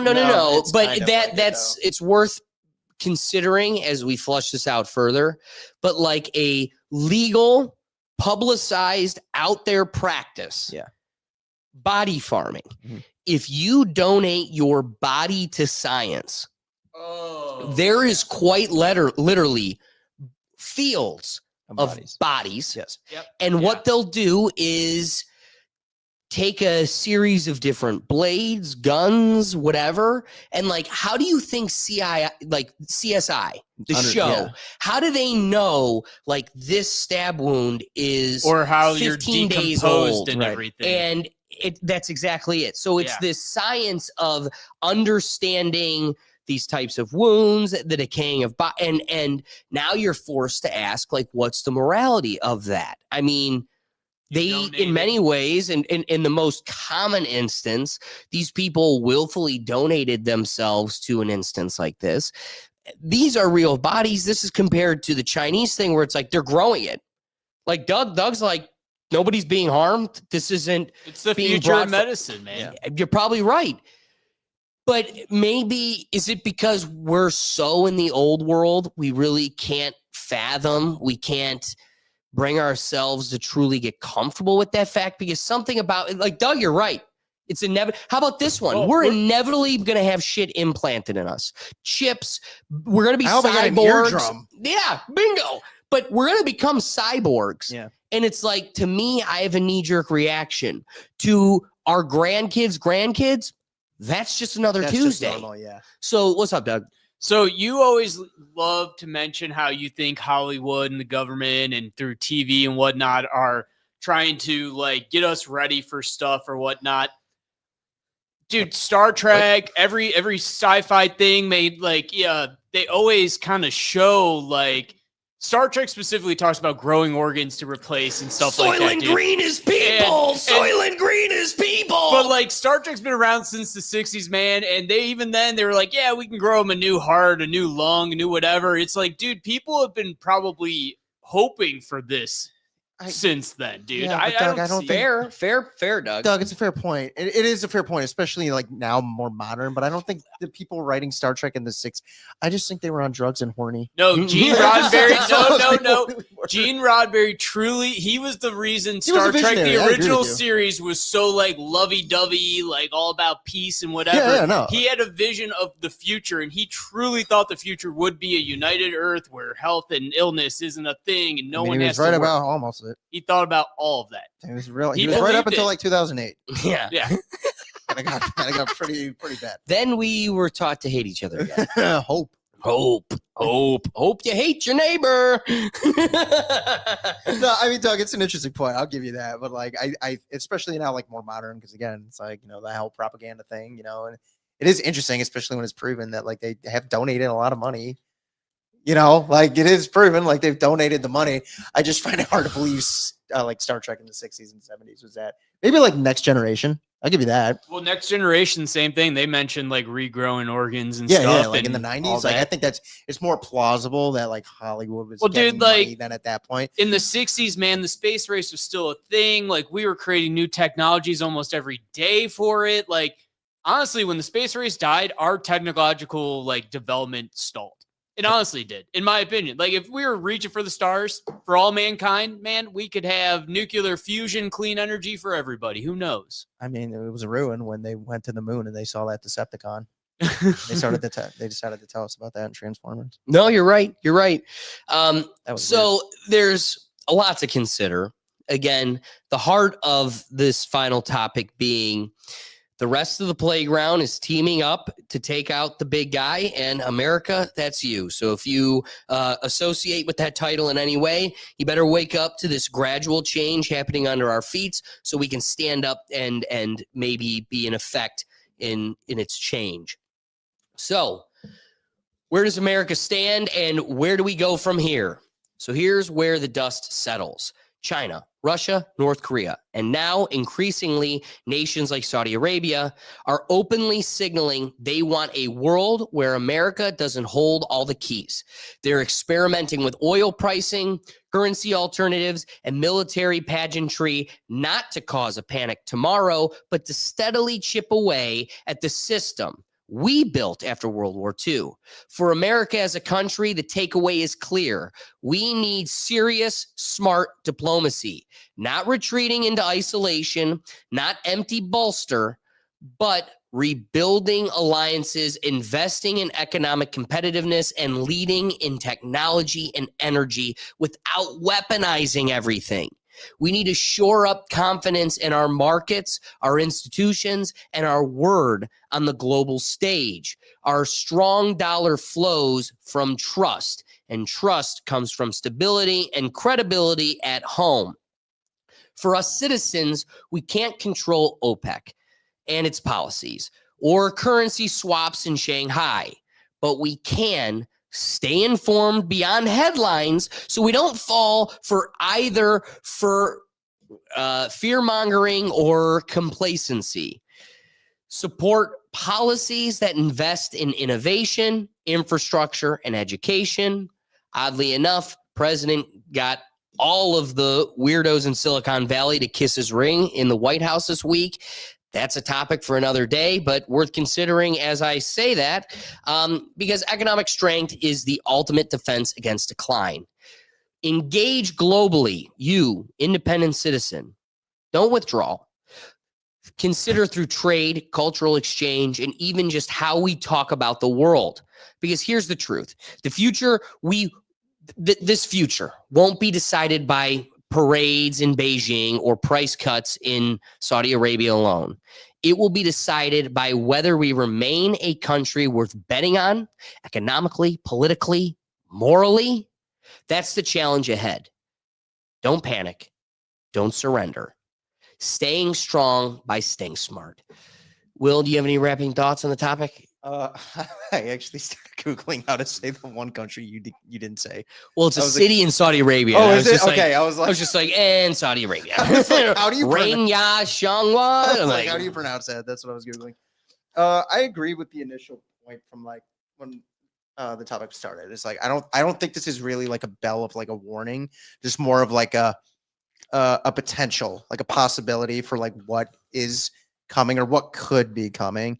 To try, like, again, like when I brought up like the whole like I wonder if like your analogy about like the frog, the boiling frog, you know, I don't want this to be like the latter of that. Like I would like people to be more, I guess, culturally aware, but I unfortunately do believe we're a bunch of lemmings. Oh, completely. Like we're just sitting. We're just a couple of frogs. We're boiling. Lizard. Oh, And the water's boiling. Lizard. How did I forget all these trees? Lizard. So, hold on, real quick.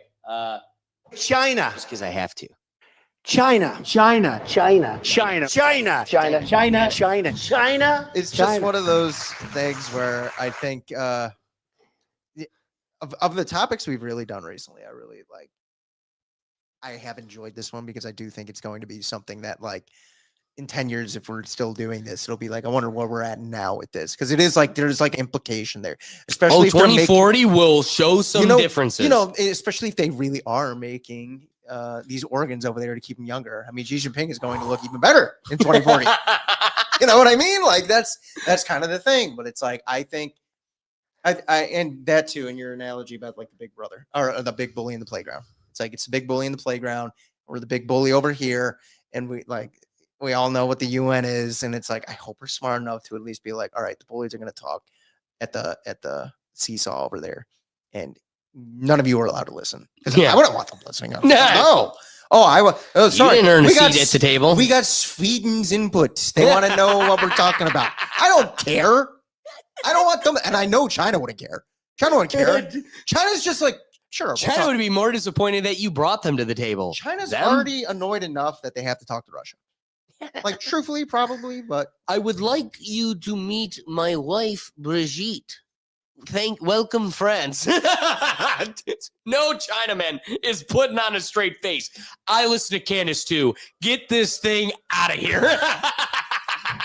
Did you know that series, the second biggest country it's in is in China? It's like America and China. And she's like, I don't even know how that happens. They don't have access to the internet. And they're like, you said the president of China say what? Or France? Dude, it's not even that. It's like CCTV is going to put Candace on at some point. You know what I mean? Like, but that's what I mean. It's like they're putting hot mics. We're growing people, and you should see what's dangling in between the Eiffel Tower in France. It's just like and like their lemmings don't care. No, like, they don't care. Look at the parade. You know. Before we get off topic, do you think Japan feels awkward over there? I think they know. Stay in our lane. Our house, come to our streets. They're the cleanest. We will literally hang you by your fingernails if you litter, but everybody stays in line over here. Yeah, I mean, that whole like, they just whatever. They know that they're smart. Xi like Jinping he must watch One Piece because he's like, you know what, they're coming out right now. Like, he's like, I don't care. Well, all right, that was my thoughts. Doug, rapping thoughts. I'm all for growing organs. Oh Cool. my God. All for it. You know, people don't have to die. People don't have to get cut apart after they die. It's a win-win for That was everybody. amazing. You know what? That's I will say, as someone who is personally affected on how like organ donating can be such a huge impact on people and families, to not have to wait for a young kid in Columbus to die so my grandma could keep coming home. That's a cool thing. I kind of am with Doug. Before we get off this topic, I just don't love opening that Pandora's box. Well, now I do. Now we are Doctors Frank. No, I mean like morally, like as a society, it's like guns. Once they exist, they don't unexist. Bro, So it's like once this science exists, Okay, Well, we're like, cooking real real quick, quick though, it Alex. doesn't. Hang on, Will. Real quick, growing an organ, like growing organs that can be transplanted into anybody, is better than having to create a clone of someone and then kill them to Whoa. harvest their Well, organs. okay. Am I wrong? Man, Come I on, mean, you're 100% What's right darker? there. What's darker? you got me. I don't know. No, Doug, you're very, We just very apt. give birth to a baby, and you're like, you will be able to get a transplant in about 14 years at best. Oh no, not giving birth. I'm talking about straight up. They clone and create a whole Oh separate yeah, thing. it's gonna be you like know? Blade That's what I Runner. mean. It's gonna be like But Blade all Runner. clones, we have not. Clone science starts as a Birth baby. would mean natural, in my opinion, came out of a woman. Clones are made in a test tube. Yeah, I don't think you've known, but he's seen Star Trek. I've watched a lot of sci-fi. I'm sorry. But like going off like your point real quick before we get on to the next topic. All right, like you bring up like if this technology exists, it's like no, I think they confirmed it does. Right. Do you think it's here though? Yes. Yes. Okay, Absolutely. 100%. that's what I just wanted And to at that's least why, ask that, yeah. to my knowledge, how this exists, it isn't like Austin Powers, where we just like take you and then recreate you at the behave, Please baby. pick a different example. At the same age, same body style. Like What if was I it? were to clone you, it's creating a brand new baby that just matches your exact same DNA scheme. So you would have to let time develop so you have a grown adult. You wouldn't. We're not cloning full adults Unless you learn how to accelerate growth, which they do kind they of. probably do. Yeah, you're right. All right. Look at Bronny Jr. It might pop your heart, but it probably is out there. Last goofy example, since you brought up Austin Powers. Imagine. No, I brought up Brownie Jr., which was the same thing. Oh no, Austin Powers is mentioned. I heard "Oh Behave," so no, I'm not going to. Imagine like you're again morally a wrong thing to do, but like the clone organ farm thing. Imagine like you're in the rapid growth acceleration that Professor Spock over there told us about. Imagine you're going to try and get like a kidney or something, and the guy accelerating is like just taking forever to piss, like Austin Powers, and you're just watching, like knowing like this dude's taking like 5 minutes just to give me his kidney. You know what I mean? It's morally bad. I'm going to just say that now, but like you took me down that route again. So Empty it and give it to me, please. What did the monitor say? She's like waste activation. Come start back up again. Like that. Like you're just sitting there watching it, like in pain, just like Yeah, literally Give me my going, kidney. come. yeah, Put- like go. yeah. It starts over. What are and you over and saying? over. no, that was an Austin Powers reference. I'll give Doug that one. I'm hoping It I was misunderstood what No, you said. Doug's references have been on point this episode. Oh, I'll give look him at that, Doug. So I have a good memory for crap, mm, useless crap. One Piece. Did you just call and- is it Star Trek? worthless Star crap? Trek, Star One Trek. Piece, every TV show, The Simpsons. I mean, dude, Rick and Morty? you show me 5 seconds of a Rick and Morty or Simpsons, I can tell you the plot and quote it all. It's all up here. We're impressed. We're impressed. Now, let's kind of reroute. This is going to be a shocker to some. I give you credit, And man. These are 3 wow topics. I've Oh, enjoyed like yeah. the variety. This is one that I'm excited as an Ohio local, but then also this has greater impacts on how we will consider the Hollywood market moving forward. So, Ohio is quietly building its own film industry. Welcome to Stage Runner, your source for what's shooting and where. Fresh off the success of Superman, which transformed Cleveland and Cincinnati into Metropolis, Ohio, and has awarded Ohio awarded a $46 million in tax credits to 27 new projects in 2025, including 11 feature films, 5 TV series, 4 mini series, 4 stage productions, 2 documentaries, and 1 digital media project. Leading the recipients of these tax credits is Spain Thief, a Cleveland set feature that secured more than $10.5 million. Other notable projects include 10 Cent, which will dramatize the notorious 1974 10 Cent beer night at Cleveland Municipal Stadium. It's a good one. Receiving a $3.6 million to shoot in North Canton, and The Guest List, an unscripted miniseries filming in Lorain with a $3 million award. Professional wrestling also scored big. AEW and WWE collectively received over $3 million in credits for upcoming live events in Cleveland. Established in 2009, the Ohio Motion Picture Tax Credit Reimbursement Productions for 30% of qualified productions in state spending. The program caps at $50 million annually, and awards are issued twice a year. Greater Cleveland Film Commission estimates that the latest round will generate $150 million in new production investment and over 1,000 new jobs. Warner Brothers officially announced the Superman sequel this week, Man of Tomorrow, eyeing a 2027 release date. It's unclear if it's going to be shooting in Ohio, but they had such a great experience there, it's likely to be. Dude, one of my favorite, not to cut you off. No, before you get please. into it, but one of my favorite. I didn't see the new Superman movie. I know I'm a bad Clevelander, but one of my favorite photos I saw of that was the Spider-Man actor David Crozenwort. I think that's how you say his last name. In They Are the Guardians, but like in a Guardians t-shirt, and I was like, oh, that's cool. I wonder how he actually is cool. enjoyed Cleveland. Oh, yeah. And it's funny enough, it's a shirt that I own. It's one like when I wore here, like that oversized blue one. You're like, never wear that again. He was wearing that shirt. I was like, when I saw it, I was like, Superman can do it. Like, I was like, you weren't. Doug, what were you going to say about Marvel? Dude, Marvel has been filming in Cleveland for years, dude. You and I worked together on the Marvel set for Captain America Winter Soldier. You almost But, forgot I was dude, a the safety. Avengers, Winter Soldier, multiple other Marvel Draft movies. Day? Draft Day was no, but you know what really pisses me Not off? a Marvel movie. No, Okay, you Doug. know what really pissed me off though? Dude, they didn't even film No, Major League. hang here. on, Will. You'll love this too. The one movie that should have been filmed in Cleveland, Major League, was filmed in freaking Minneapolis or something Milwaukee. like It was that? Milwaukee. Dude, why would Good they thing not they film heard that you. in He Cleveland? Just It so was you know, Milwaukee. Will literally said that right before you. Oh, I know you didn't hear 5 him. seconds before he said that. Yeah. He's like, the movie that wasn't filmed here. And you're like, you know what wasn't filmed here? Dude, Major League, it kills me that they didn't film it. Like, Hey, show I your see, Chief Wahoo while you say that. You can't have him covered.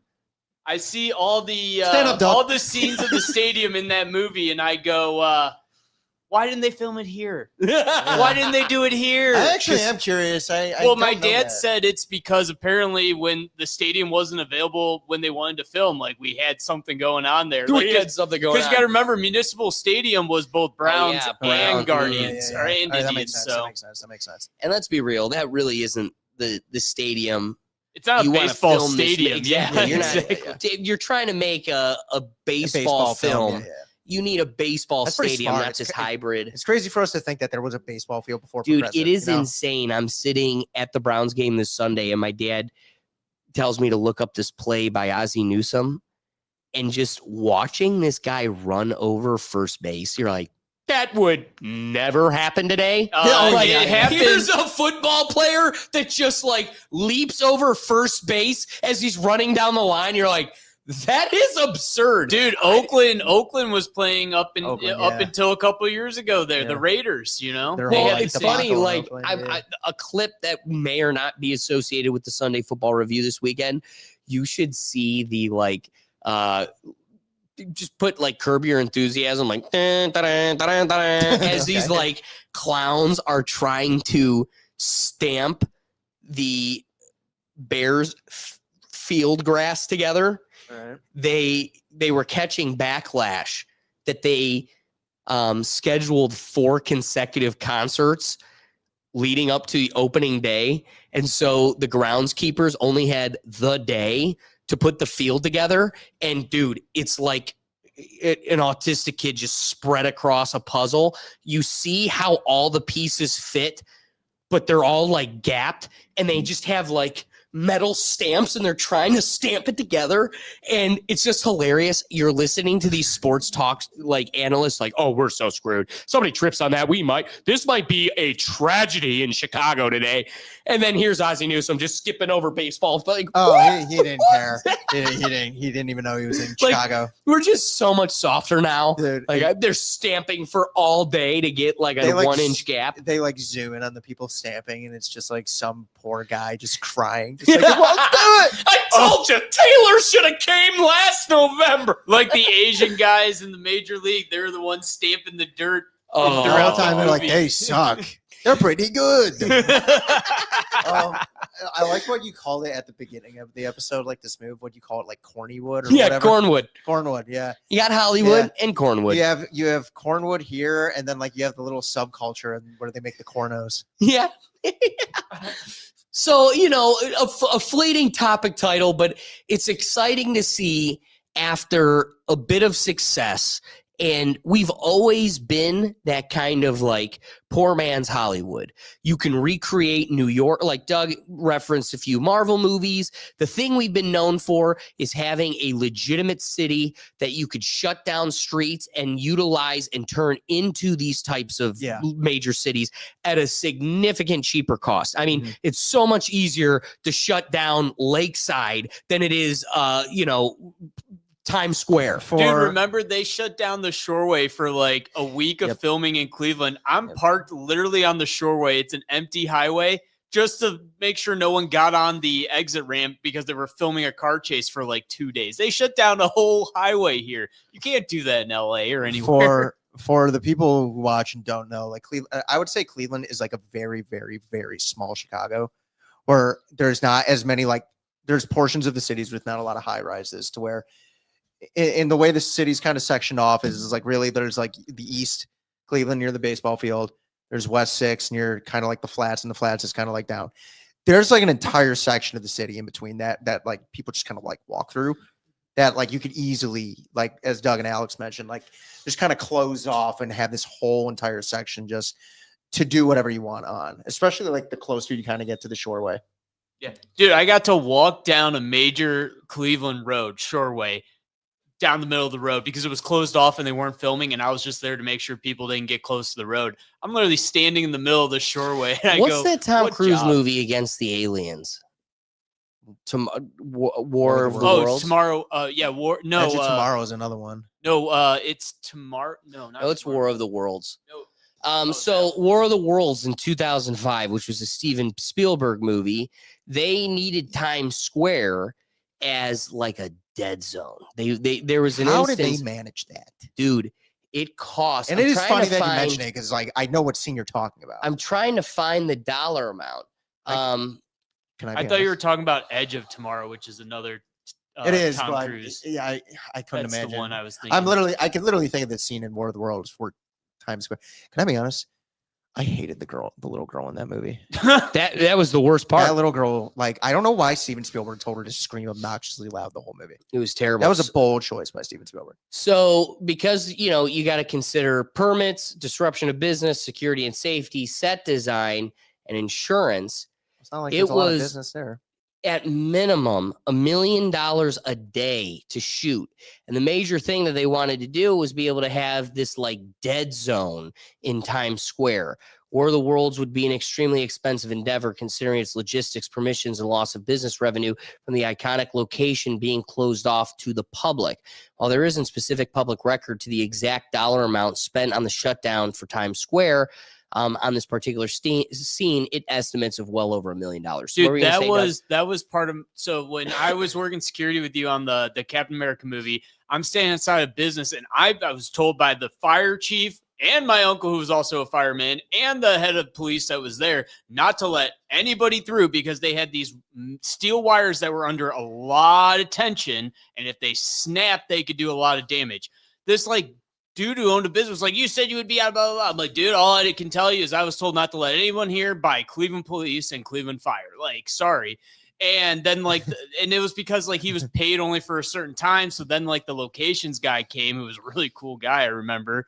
And he's like, he just ended up saying, all right, we'll pay you more. Like they have to pay for all that. So when you shut down, you're not just shutting down a street and paying the city. It's like, you got to pay all those businesses too. And so, of course, Cleveland's probably a little cheaper to do that too than like 100%. LA. Yeah. 100%. Dude, they got so fortunate with like the progressive field. Right. Like it was not during the season. They were Yeah. like, dude, we don't gotta pay. It for was a these good next time to games. film. Yeah. So again, now you've got the Cleveland Stadium all to yourself at a low price. Mhm. I mean, what's funny is we know it.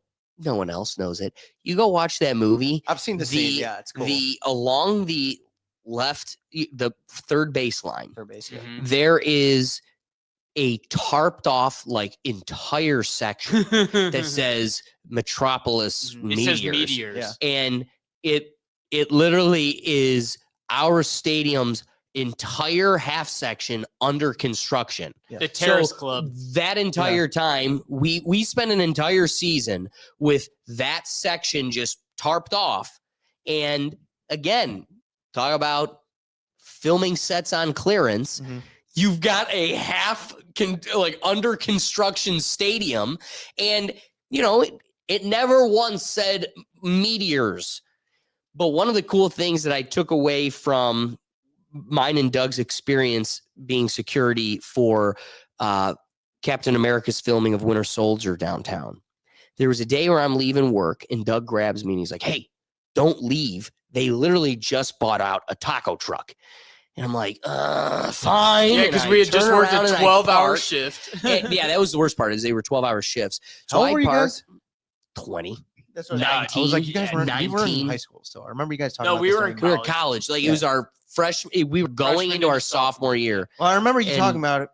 You guys telling me about this during the summer Right. between years. Right? Yeah. Dude, it was mint. So Doug's like, you better turn around. They just bought out the taco truck. I'm like, So I turn around, Twist my arm. right?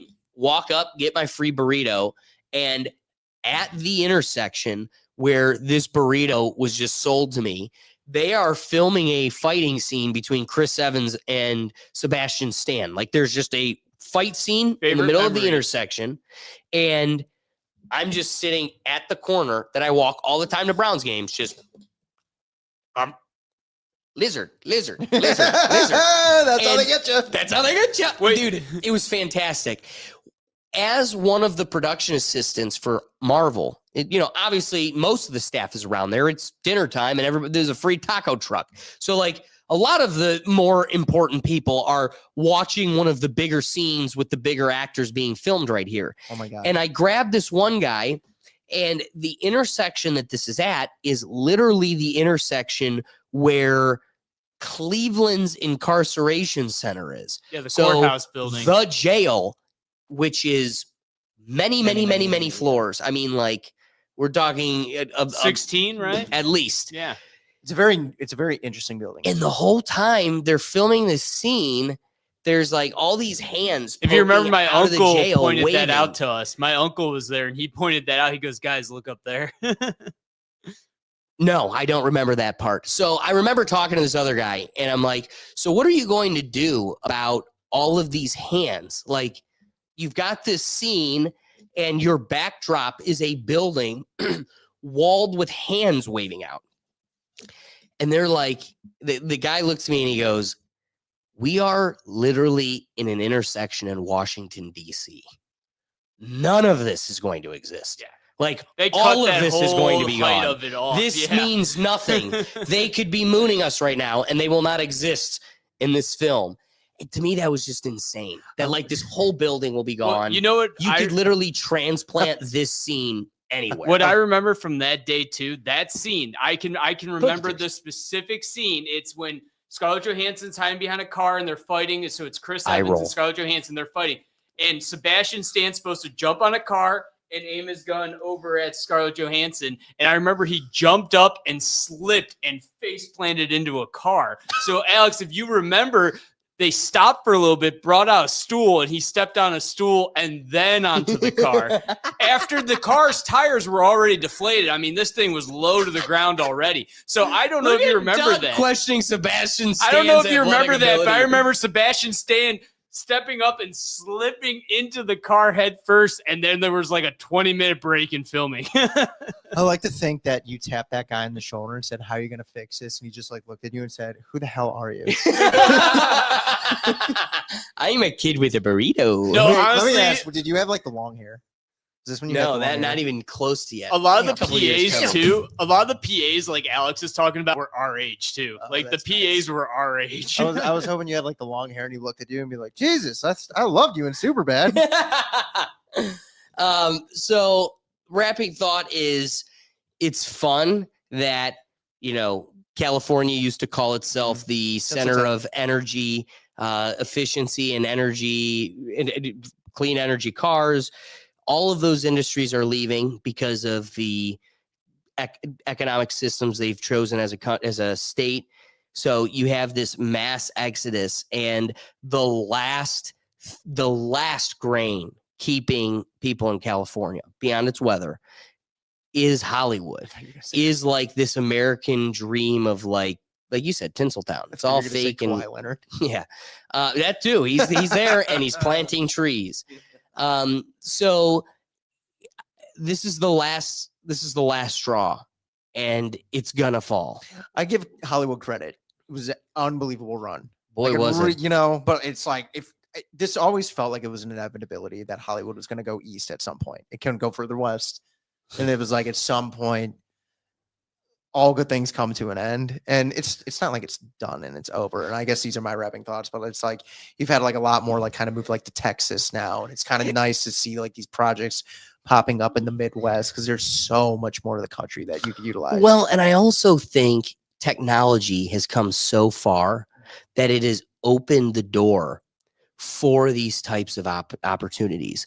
Like you had to recreate the Wild Wild West in a Universal studio. not only that, you had because- to go to Montana. And Well, no, film. that's but they didn't. Like most, like yes, some like westerns, 60, 70 years but ago. like a lot of these were westerns.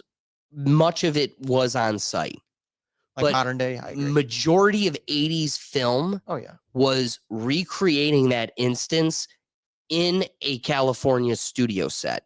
And technology has progressed to such a degree that like I don't need to recreate an Australian desert. We'll just go to Australia, and it's even cheaper to do that.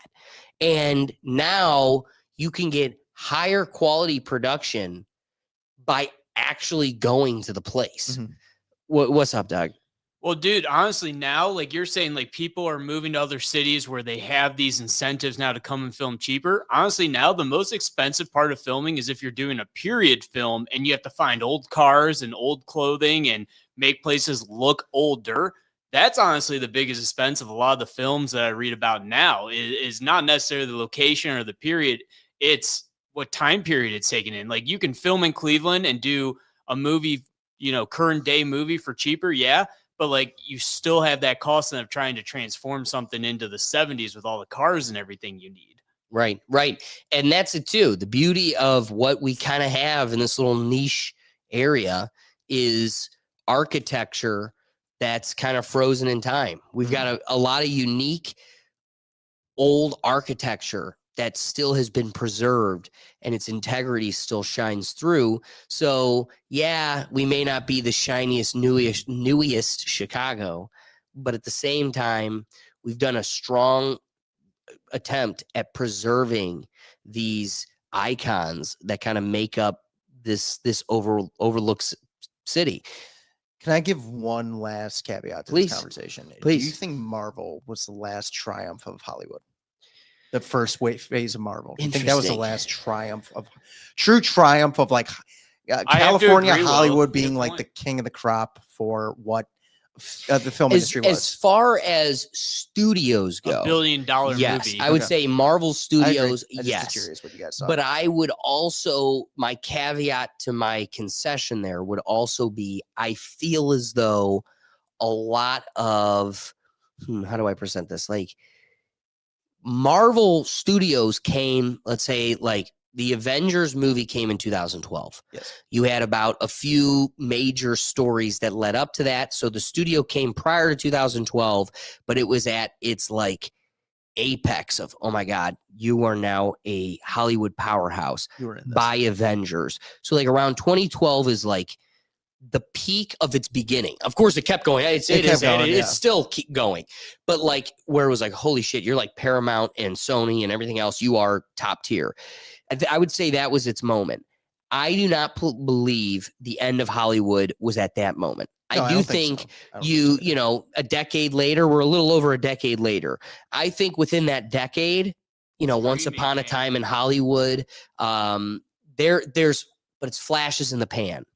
Because I think also at that time, I think you get the point at Marvel as the indicator. You're right in doing so. Well, it I lasted think so that's long, the too. indicator because that's also the moment where we stopped making original stories. Yeah. The only original stories we have are in comic books, and they're not even original. No. Comic nerds know exactly, they've known and still know exactly where Marvel is going because Marvel is just repurposing stories a dead guy wrote 50 years ago. Yeah.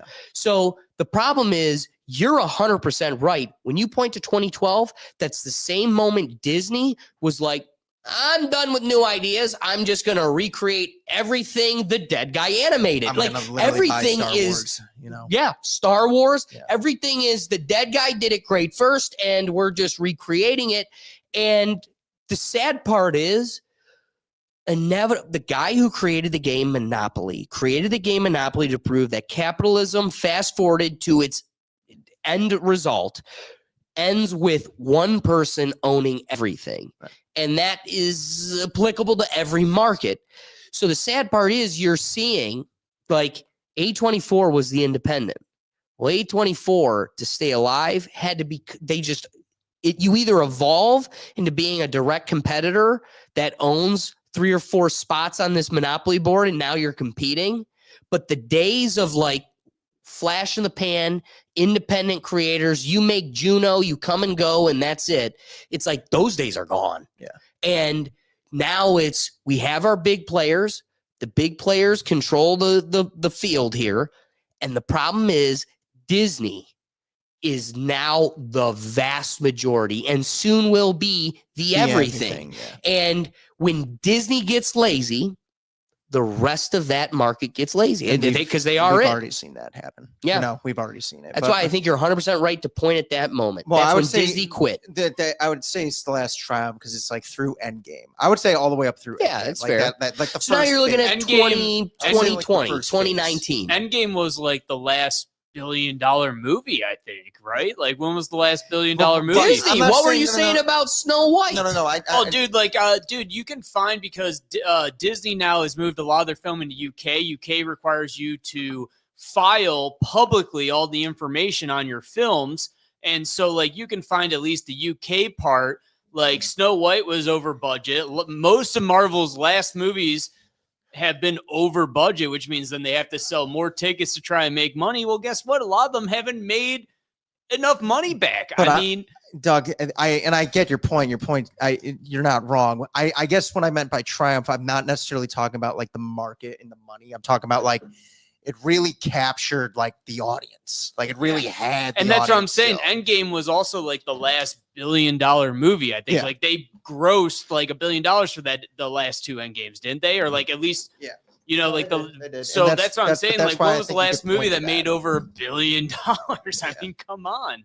And that's why, like, I think like you can point to that moment in time and be like, it lasted from the first Iron Man through Endgame, and you kind of quickly saw the fall off. But what a triumph! Like, I'm not trying to diminish what the triumph was, but you could probably look at that point and be like, all right, it started moving east. Completely agree. Completely agree. East.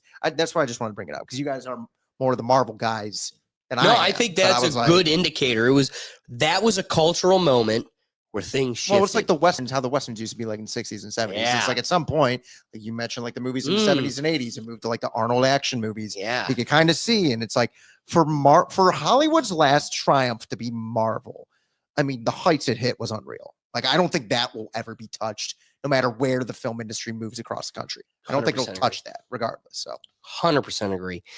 Doug, do you have any wrapping thoughts you want to toss on top? I actually don't. I think we did a pretty good job on Ohio being a film thing, especially you and I having experienced it. Right. So I feel like we did pretty good. So welcome to the chapter of Cornwood. All right, as we wrap up today's episode, we close out our live episodes here with the Wheel of Topics. The whole purpose here is to keep you guys involved. That's why we do the live show. So if you want to see yourself featured in our dialogue and a part of the show, be sure to head over to the Neuro Gym, become a member for free, and you could jump into our forum there. And we prefer video submissions, but of course, any type of topics, games, ways you'd like to see us close out the episode, definitely want to see your suggestions. But let's head on over to the wheel. All right, Dougie. Last week I had to manipulate it because we had way too much Trump. So I'm a little bit open to wherever the wheel takes us today. So I'm curious, where are we going to go with the wheel today? Be sure to head on over to the Neuro Gym so you can be involved. Oh, I wanted Antarctica. I did too. Just tap it one more. This is a big one. I kind of like this one.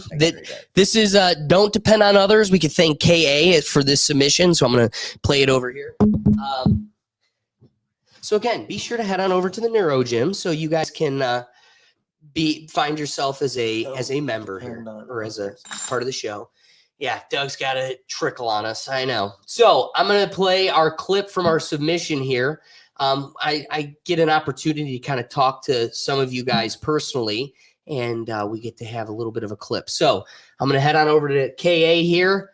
Don't depend on others. Yeah, honestly. So I understand, like, when you want something, right? You don't want to depend on everybody. Depend on like everybody to help you achieve that goal. Sometimes you got to wake up and you don't want to do it. You got to get up and work every single day to get what you want. A lot of people can't help you. A lot of people is on the streets. They don't know what to do. Right now, you don't want to be that. Right now, if you're young, you can do that instantly. You understand? Like, I was just outside a couple of days. Now I got my own apartment at 19. So when you build that stuff up, bro, you can just achieve that goal. You got to chase it. You got to get it. It's a breaking point. Number one, start your alarm at 6 o'clock. Get up. Do something. Go outside, take a jog. Do anything you want to do. Walk a dog or something. You just have to achieve that goal. That's all you need to do.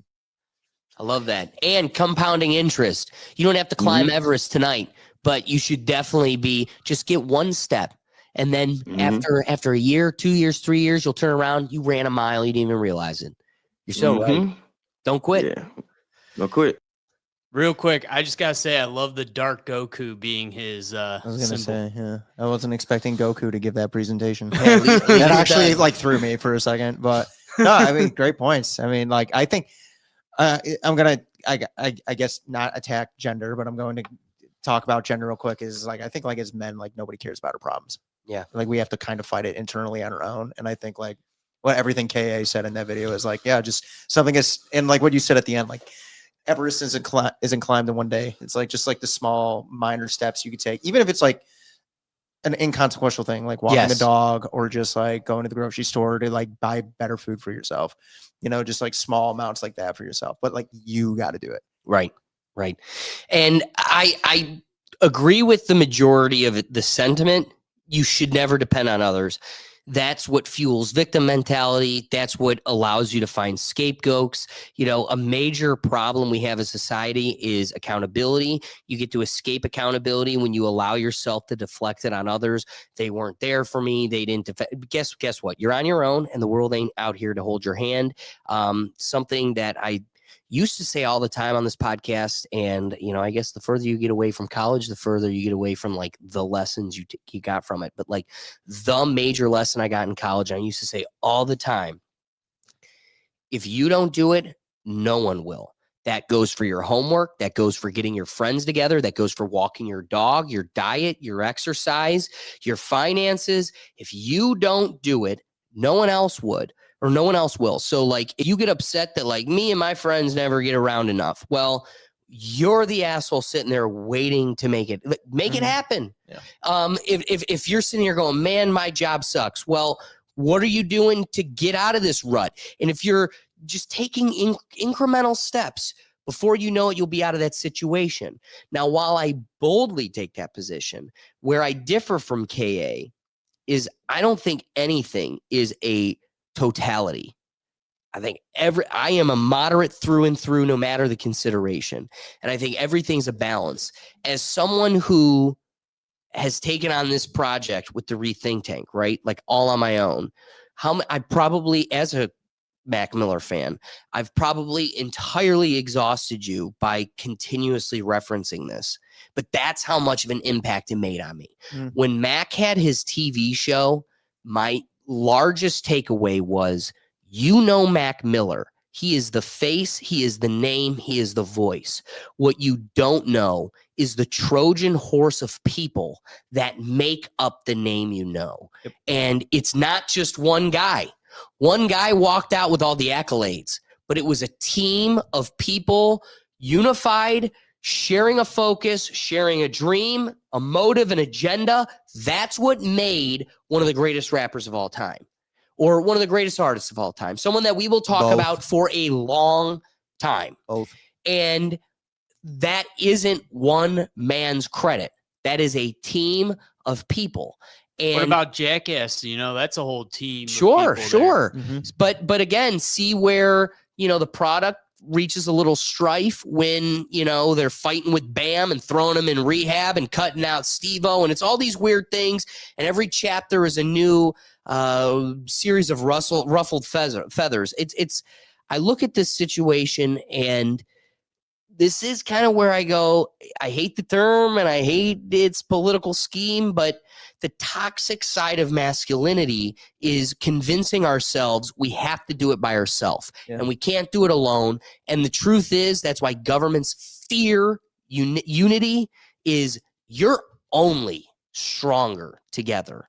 And so I agree. It's twofold. Be a team player. Look for folks that share drive, motivation, goals, and work together. But the heart of his point stands true, which is, do not sit around and wait for somebody to hold your hand, to do it for you. Accountability starts and ends with you. And you know what? Be the torchbearer. Walk your own strides, walk your own path, do it boldly, do it strongly. And if you do it with confidence and some charisma and swag, people will be compelled to walk it with you because they share those same drives. So become that. And then don't shy away from the teamwork, the collaboration, because it's kind of like, I want to draw upon comedy. The mechanism of stand-up comedy was at its most suffocated and struggled at its highest point when all the comedians were convinced there's limited space and we're all competing with each other. Comedy became its strongest the moment the comedians united together and cooperated and built each other up. Now comedy is better than it's ever been. And it's because they killed the starvation mentality that was holding the entire creative art back. That's whatever your drive is, whatever your passion is, that would be my advice to you, is find those that their passion drives them to walk that same road, and that way you walk it together boldly. Doug, did you have any thoughts on the topic?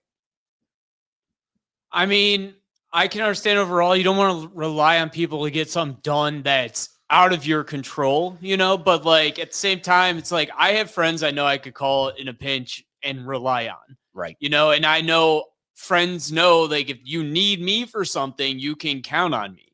So like I think there's a point to what he says, but also it's to a point of the people you're close with, the people your close friends. Like Alex, I know if I called you and I was stranded on the road, you'd come pick me up if you were the only, like if right. I had no one else. I know if I was really in a pinch, you or like Randy would also, or I would do the same for you or Randy.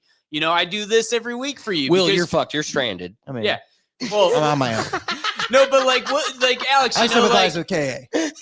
I do this every week with you, like it's fun. Yes, I enjoy it, but also I do it because you're my friend and you asked me to do this for you. It's like, right. So like, I can understand it like in college, like if you were in a group project, those could be so hit or miss. Yeah. And it's like, I couldn't rely on Those are certain the people to worst. get stuff done. But like friends, close friends, I would trust them. I'd rely on them. I'd depend on them. So yeah, I like that. Rely and depend. But you can't sit there and use that as your scapegoat and your excuse. So use it as a tool, but don't use it as a crutch. As we close out today's episode, Doug, I want you to be keen. Tune in right now. Good submission. I want by you to KA first. feel your emotion as I close out with this segment. So be quick on the cameras and catch yourself so you could be a part of it. Doug doesn't notice I grabbed these, but I'm closing out today's episode with a bit of a shebang. Nobody else will know this, but Doug has been like playing this autistic game with my desk over there. I like bought some by Oreos, having some Oreos and just left them there. I left them like, there. Trying to like fish me to take them. You could have taken them. I'm not gonna, Doug, I because you wouldn't play have. this naggy bitch game. You literally play this naggy bitch game. There was no Nagy. I And- bought them and forgot them. These things expired July 4th, mind you. And I wanted to see how long Doug was going to let this game play. Mind you, it was like June 15th. Yeah. And I was like, you know what? Just to play a game with Doug, I'm going to just have Oreos in front of me. Doug walks in. He goes, oh, my God. I was so going to eat those today. I'm so glad you opened the Oreos. I go, Doug, these aren't your Oreos. Yeah, they are. Yeah, they are. And then he grabbed the package and he's like, yeah, you know what? Actually, I'm not going to eat them today. I am going to save them. And they've just stayed here. I bought them. This is what I think of your Oreos, Doug. Expired. I'm cool with that. I mean, I don't even want honestly, 'em. I I forgot don't even them want the so Oreos. long ago, dude. You could have eaten them, but hey, you do what you do, you, bro. I left them in your studio. You do you. I give you credit for not spilling any in your Now, water. if you would have spilt a bumbleberry or poured out bumbleberry, it'd be a different thing. I had to burn your house down. but- I know where you live. Yeah. Wow. I made some adjustments. I was not expecting. Yeah, any of Alex, I this. could tell you really purposely didn't want to really try and spill those too much. So the whole purpose of the live show is to get you involved. That we made you laugh, that we made you think. The best thing you can do to support this show is share this episode. If you liked it, then then someone else will too. So be sure to share this episode because we're up against algorithms, and the best thing you can do to support what we're doing here and Doug's mess, which inevitably Your my mess. clown ass Yeah, will have to your clean. mess. We're up against Um, Oreos. I'm up against Oreos. With all those things considered, I'd like to see you and your perspective as a part of our closing ceremonies here with the Wheel of Topics. So be sure to head over to our website so you could join the Neuro Gym and become a part of the dialogue for free. Also, we've got our podcasts, So Here's Where I'm At episodes, and then we also do our Sunday shows on the Rethink Actions channel, where we do our reactions to funny videos to get a little break from the chaos, the politics, and all of this. So you're looking for one central place where you can find everything, the Neuro Gym, the different shows, and all of our content, and bonus features for Neuro members only, like our unrated Rethink Actions episode, which was quite hilarious. Be sure to head over to our website at www.rethinktankpodcast.com. But otherwise, guys, we appreciate you joining us. And we'll catch you next week as I'm using my Oreo confetti to take out the episode. So thank you for your time, and we'll catch you next week. Peace.